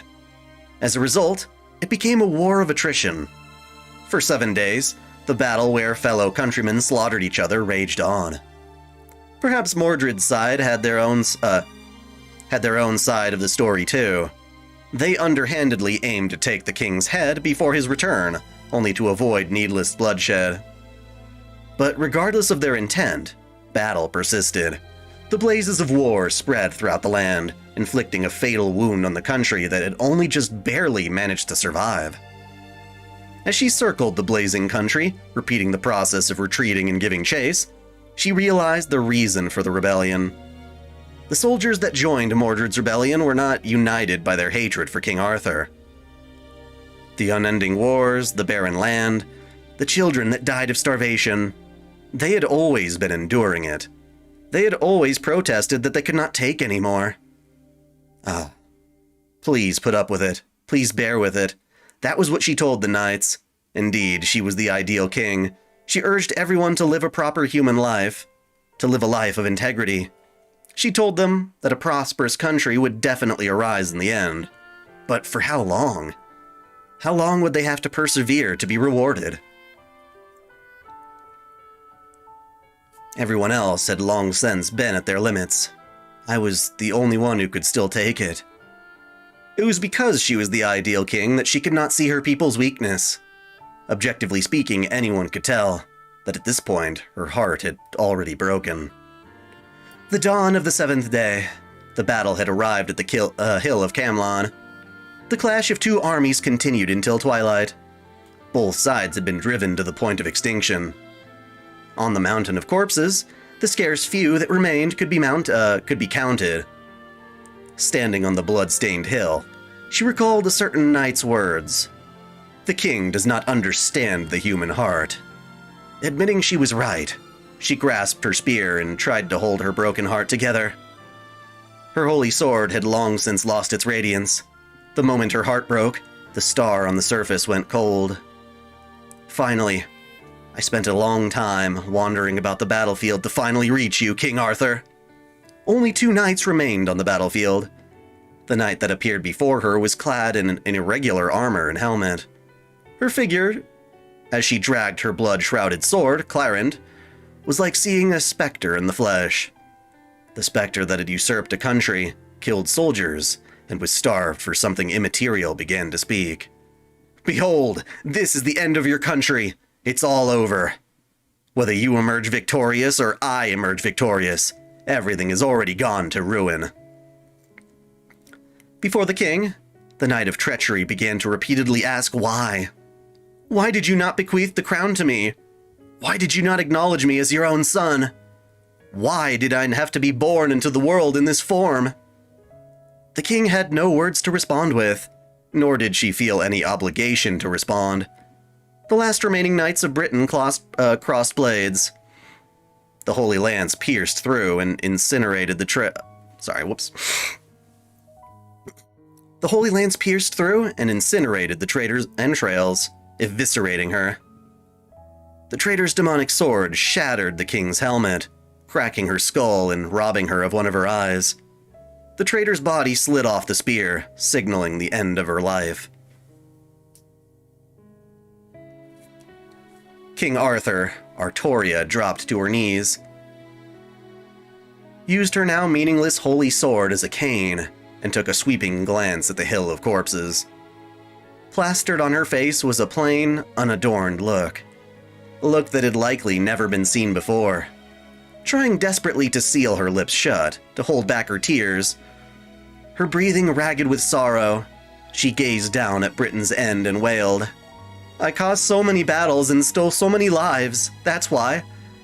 I was prepared to meet a more tragic end than anyone else. I was prepared to die, scorned by everyone, but... She began to lament in a voice filled with inexpressible emotion. Wasn't I supposed to be the only one who would fall into ruin? Wasn't the foolish king supposed to be the only one who would meet a foolish end? This isn't how it was supposed to be. This isn't the end I wished for. I knew that Britain would come to an end, but I believed it would be more gentle. An end like that of a peaceful slumber. Her fervent emotions that she had kept hidden all this time were beyond even the mage's imagination. It was a sorrow and rage that ripped the hearts of all who heard it to shreds. A lament that cursed the world. That's a bad move. You must not utter those words. The mage reached out to warn her, but he was too far away. The hero who was chosen by the Holy Sword, entrusted with the Holy Lance, and carried the burden of Britain's future, proclaimed, "This is wrong. This is absolutely wrong. Even if I accepted my own death, I cannot accept this sight." It was not the planet, but mankind that granted the ruined king's wish as she glared at the heavens. The planet may not have accepted the end of civilization, but those that had attained its seat of primacy, mankind, continued to reject it.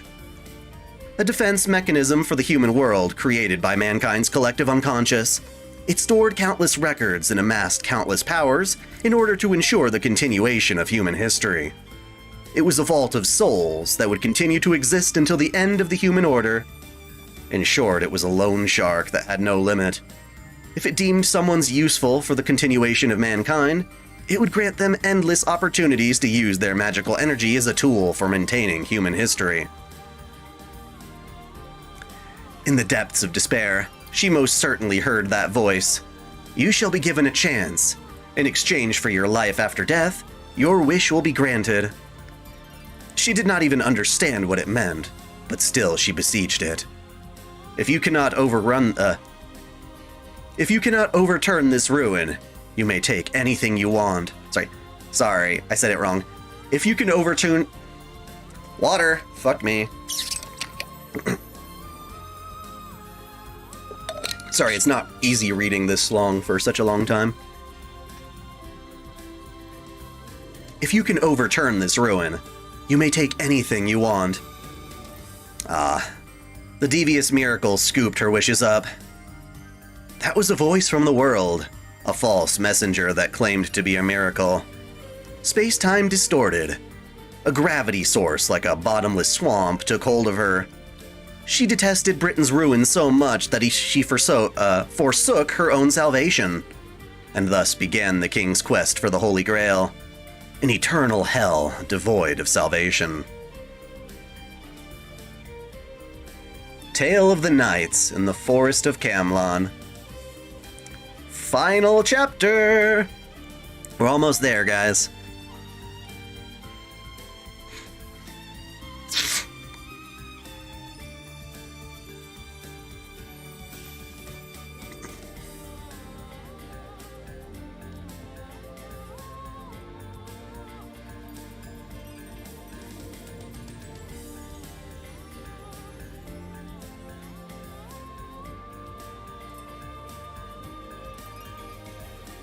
So yeah, basically she said, fuck it, I don't need my afterlife, I don't need my peaceful utopia in Avalon, not if I can continue to try and make Britain turn out better. Whereas Merlin's like, no, god damn it, no, I told you that it was gonna come to an end. I mean, it's not your fault. It's my fault, but he couldn't tell her, yeah. The man was roused from his long reminiscence by the cry of the familiar he had summoned himself, Cath Palug. Ah, right, I was imprisoned. He surveyed his vicinity, still seated. Walls of gray surrounded him on all sides.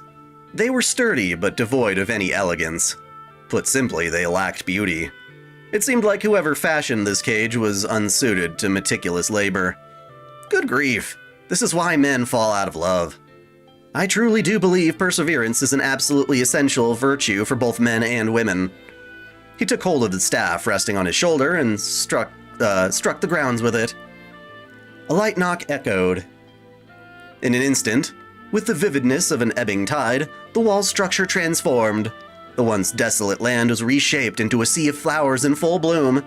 The once distorted walls of stone had become walls of black iron devoid of any gaps. They were altered to become even sturdier, becoming a spire that would not grant liberation even if the world were to end. There were no doors or openings of any sort. The spire was fully exiled from the outside world. I suppose this is enough. This is supposedly to be my punishment, so I shall leave it at that. He's like, damn it, the cage you put me in is ugly. I'm gonna pretty it up. He gave his own cage a makeover, but that's all he did, which is pretty fucking funny. He had always been a creature detached from society, but with this, he had truly been ostracized. Just like a forgotten dream. he would no longer be called forth by anyone, nor would he be granted death. Even if the people considered him a hero, he could not be beseeched as a heroic spirit. Well, with some exceptions, maybe. After all, he was not dead yet, and he had also been divorced from an end where he would be visited by death.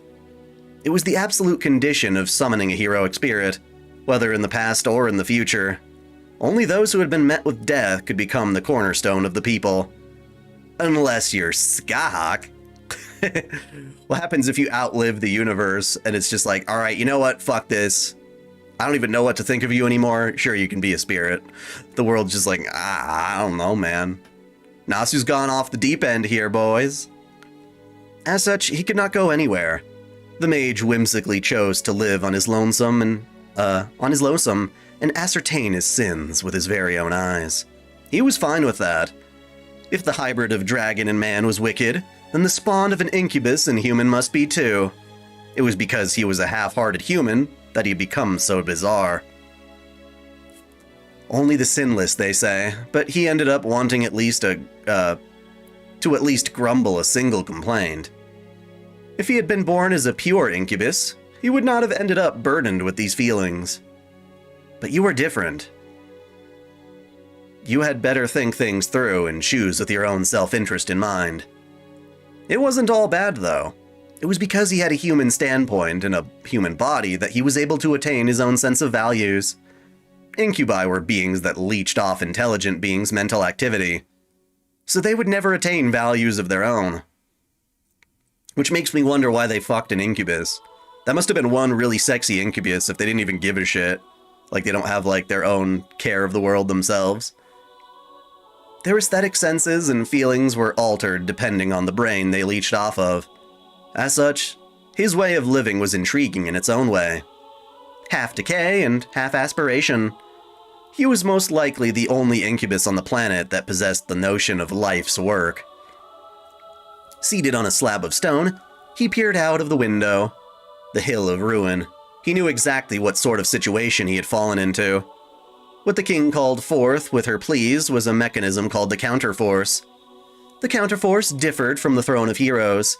It was a defense mechanism born from mankind's collective unconscious that used humans as slaves to ensure mankind's survival.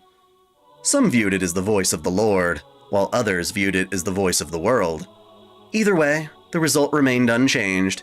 Humans who complied with the counterforce could become counter-guardians after death and be set to work for all eternity. The difference between guardians and heroic spirits? They both refer to souls that have ascended to the throne. However, heroic spirits are summoned in response to the people's hope, while guardians are summoned in response to the people's despair. Those who had become heroic spirits solely because of their own accomplishments and sins could not be captive by the counterforce. On the other hand, the powerless, those who cursed their own helplessness and sought power greater than their own while they lived, would. The counterforce was a contract of equivalent exchange. It would grant a miracle to the person that cursed their own helplessness, and temporarily transform them into a hero. As compensation, it would take the transient heroic spirit's soul after their death. In other words, their soul would never be granted salvation, not even after death. The king was already a hero. The counterforce would not be able to reach her. That is, as long as she accepted Britain's ruin and laid her sword down. But she wished for the salvation of Britain. No, for her people's salvation. Thus, she would remain trapped in Camelon at the brink of death, summoned to each and every era countless times in search of the Holy Grail. It may sound strange, but she had ended up becoming a living heroic spirit. She did not seek the Holy Grail after becoming a heroic spirit. In order to obtain the Holy Grail, she called out to the counterforce even though she didn't have to, becoming a heroic spirit. Once she obtained it, their contract would be complete. She would then continue to fight as a guardian after her death. But he acknowledged that it was out of his hands. After all, it was her life. Becoming a guardian might even suit her, but there was only a single thing he could not consent to. Her wish was as clear as day. She would doubtlessly wish to redo the day of selection, defying her own existence. The days the girl called Artoria spent fighting would have never existed. The girl lamenting right now would have never existed. The contract would erase all of her battles, all of her pain she had gone through. Even as a non-human, the mage was certain that wish was a mistake. I peer out the window while seated on the stone. Without even reaching out, I look down at the hill of ruin. Will King Arthur tread the path of a guardian? Will she remain a slave even after her death? Will she continue to repeatedly offer herself up as the sole sacrifice, fighting to kill her own self? Will that be the only end granted to her? Before I know it, I find myself completely entranced, gazing without even moving an inch. I know just how capable she is. No matter what happens, she will definitely acquire the Grail. Once she acquires the Grail, her wish will be granted. Who could have known that awaiting a future devoid of salvation would be this painful? Time does not pass in the garden, but it feels as if time has come to a halt. Each and every second feels like an unbearable eternity. Each and every second feels like an instant I want to turn my gaze away from. And then, after a long, long time, she finally lays her holy sword down, without conceding her life after death, and without scorning her own life. With a gentle smile, she accepts Britain's foolish end. Time to get up. I rise to my feet, brimming with joy. Cathpalug, standing by my feet, dashes around the vicinity in a panic. How beautiful! What a miracle! To think a conclusion like this still existed in this twisted world. So yeah, the only way out of this was for Artoria to say, I have no need of the Grail, and to return to Camelon and let it die, let Britain die and herself die, as was meant to be. And Merlin didn't think that was going to happen. He was expecting her to spend her entire eternity, I guess, fighting for a fake wish. A wish that was denying everything that Artoria was. But surprisingly, she met Shiro, and it didn't happen. Hooray, so now Merlin is having a hard-on about Artoria finally going to have an afterlife. I don't know what happened, but everything had come to a splendid end. At the end of a long quest for the Holy Grail, she finally accepted her own fate. She did not grow weary of battle and forsook her quest. The counterforce's binding could not be erased by such trivial measure. Without a doubt, she obtained the Holy Grail and chose to reject it by her own will. Looking back on it, it was a long journey. She had made many mistakes and was unable to reach the place she desired. Her battle will one day be forgotten. This country too shall become a relic of the past, but even then, her battle was not meaningless. No matter what anyone might say, the king certainly chose the greatest path. Even if ruin awaits, this end is certainly not a mistake. This life is something worth taking pride in. If in her final moments, she was able to accept that, then I no longer need to venture outside. What you aim to accomplish, what you left behind, what you bestowed upon me, all of those are my recompense. This is the end of the mage's era. More than enough to breathe color into this measly little garden. Well, to be honest, I'm rather sad that I ended up being the only non-human. But I'm surprised that obstinate little girl admitted defeat. She must have had a rather strange encounter. I can only see the present, so I can't tell what era it happened in. If it's in the future, then I can at least enjoy watching it unfold. I stretch my arms out, then once again sit on the stone. In the vestiges of the end, I remember her words of parting. Thank you, Merlin. I am grateful to you. You have truly been a great mentor to me. At that time, I had a troubled smile on my face. It wasn't because of joy. It was just so heart-wrenching that I couldn't help but smile. As a sage, I had gotten used to hearing those words of gratitude, but they bore into my heart like an arrow. I was truly at a loss then. I never thought the day would come when hearing those inconsequential words would hurt me so much. That too is the consequence of my own actions. I think to myself as I shrug off my shoulders. I had already seen what I needed to see. No, I got to see something beautiful, more beautiful than I deserved. With this, I shall cease crossing into the human world like a vagrant. All that was granted to the man was a measly piece of land, the prison furthest isolated from the world. But the flowers bloomed wider here than anywhere else in the outside world. An unchanging garden of memories. The Garden of Paradise. The Garden of Avalon. The man who had already forgotten death would now await the planet's end here. Now, off you go, Cathpalug. I shall remain here. Be free, and seek out that which is truly beautiful. Foo, foo. Well, not yet.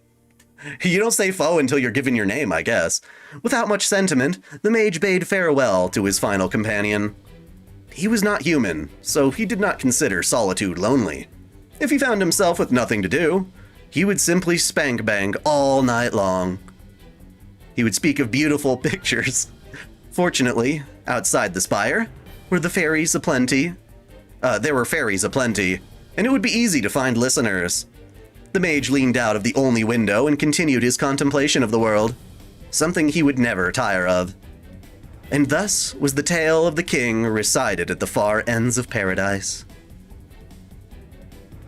Garden of Avalon! Yes, thank you, Yusuke and Manolo, for allowing us to do this fun little bit. So fun. Alright, so I'm gonna read some of your chat now, because I was just going straight through that.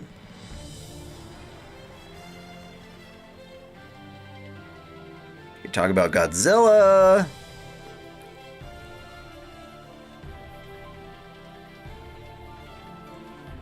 Talk about Solomon, problem creating Artoria. Yeah, we already read that.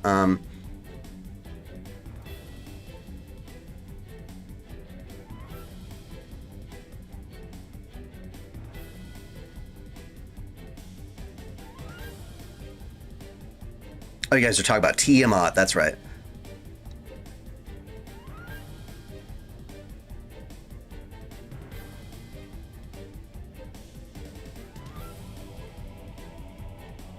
Another term for, you know, the thing of, what is it?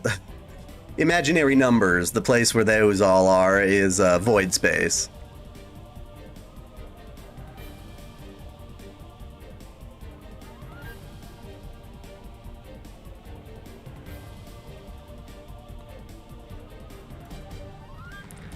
Wait, so the counterforce was literally Jesus?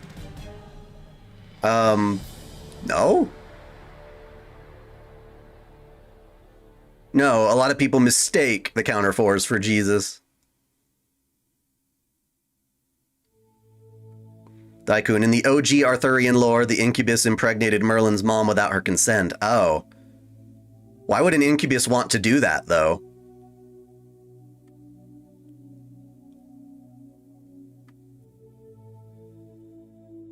Do you know that Foe is supposed to be a cat? What, is that something the developer said?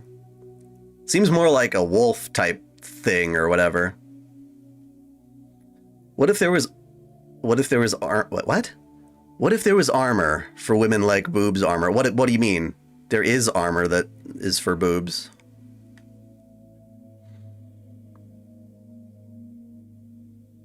Then how did Merlin end up with Charlemagne? That is a good point. That's a very good point. And I'm actually going to look that up right now because I'm curious. That incubus was bad at his job.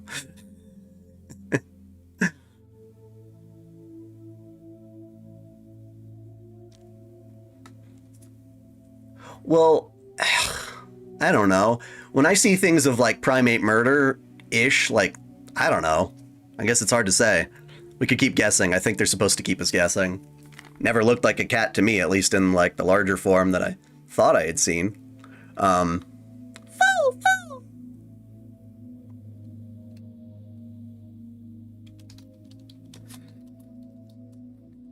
Let's see if I can find out some details about Merlin.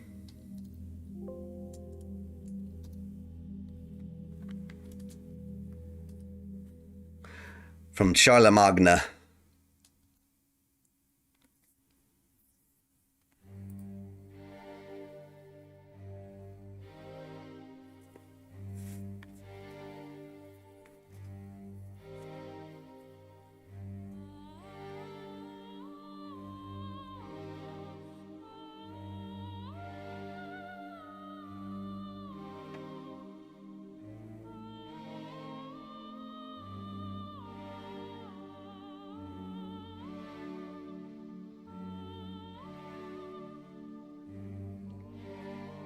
Well, maybe Merlin got bored of being in the tower and decided to leave.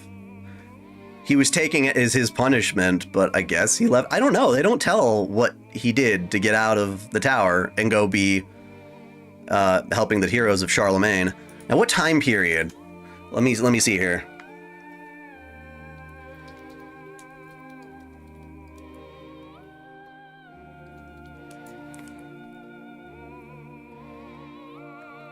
We're talking 747, but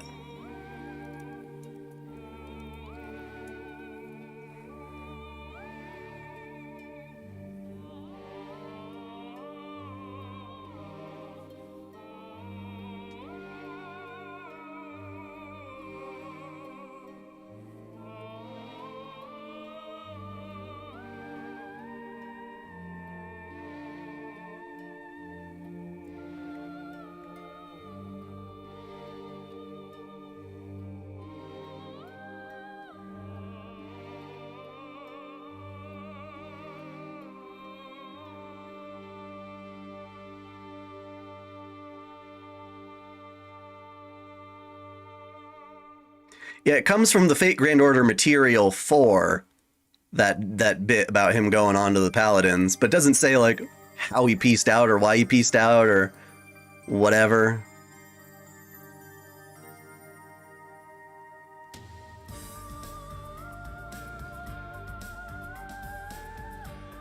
Kath Palug is Palug's cat. Oh. Interesting.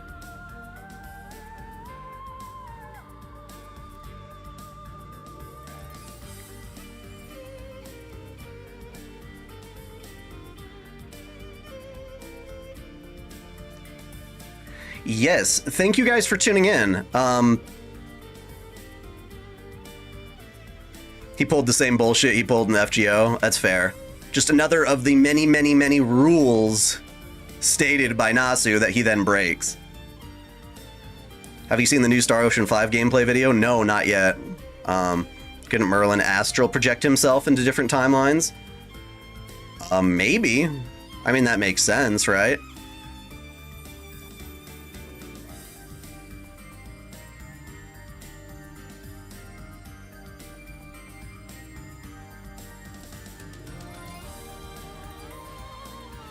I don't know. Merlin's still a little trickier. Why did he bother to leave Artoria to her fate?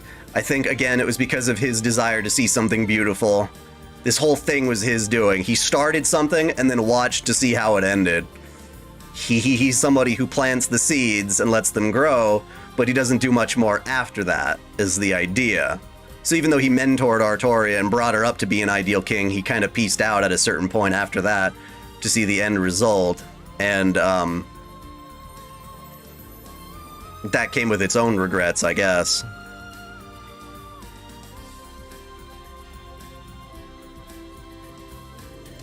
There is an animation that Ufotable made for Rialta Nua's last episode, in which Artoria and Shiro reunite in Avalon. But as far as I know, it was only ever shown to people at the Type Moon Museum, which was a traveling museum, I believe, in Japan, that, I don't think they're doing anymore?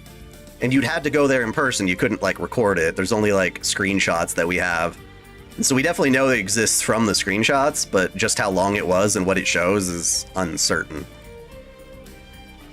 Which is really depressing. But yes, thank you guys for tuning in. Thanks. This has helped out. I was a little too worked up and busy to be able to push out a standard video in this time frame, so it really helps to have done this live stream. If you guys enjoyed, feel free to subscribe to OtakuDaiKun if you're not already, and I've got a non-Fate video coming up on Friday talking a bit more about the whole Bridget scandal in the wake of her being confirmed to be a transgender woman, and what I think about that, why other people think the way they do, and it should be fun. Until next time, celebrate your fandom.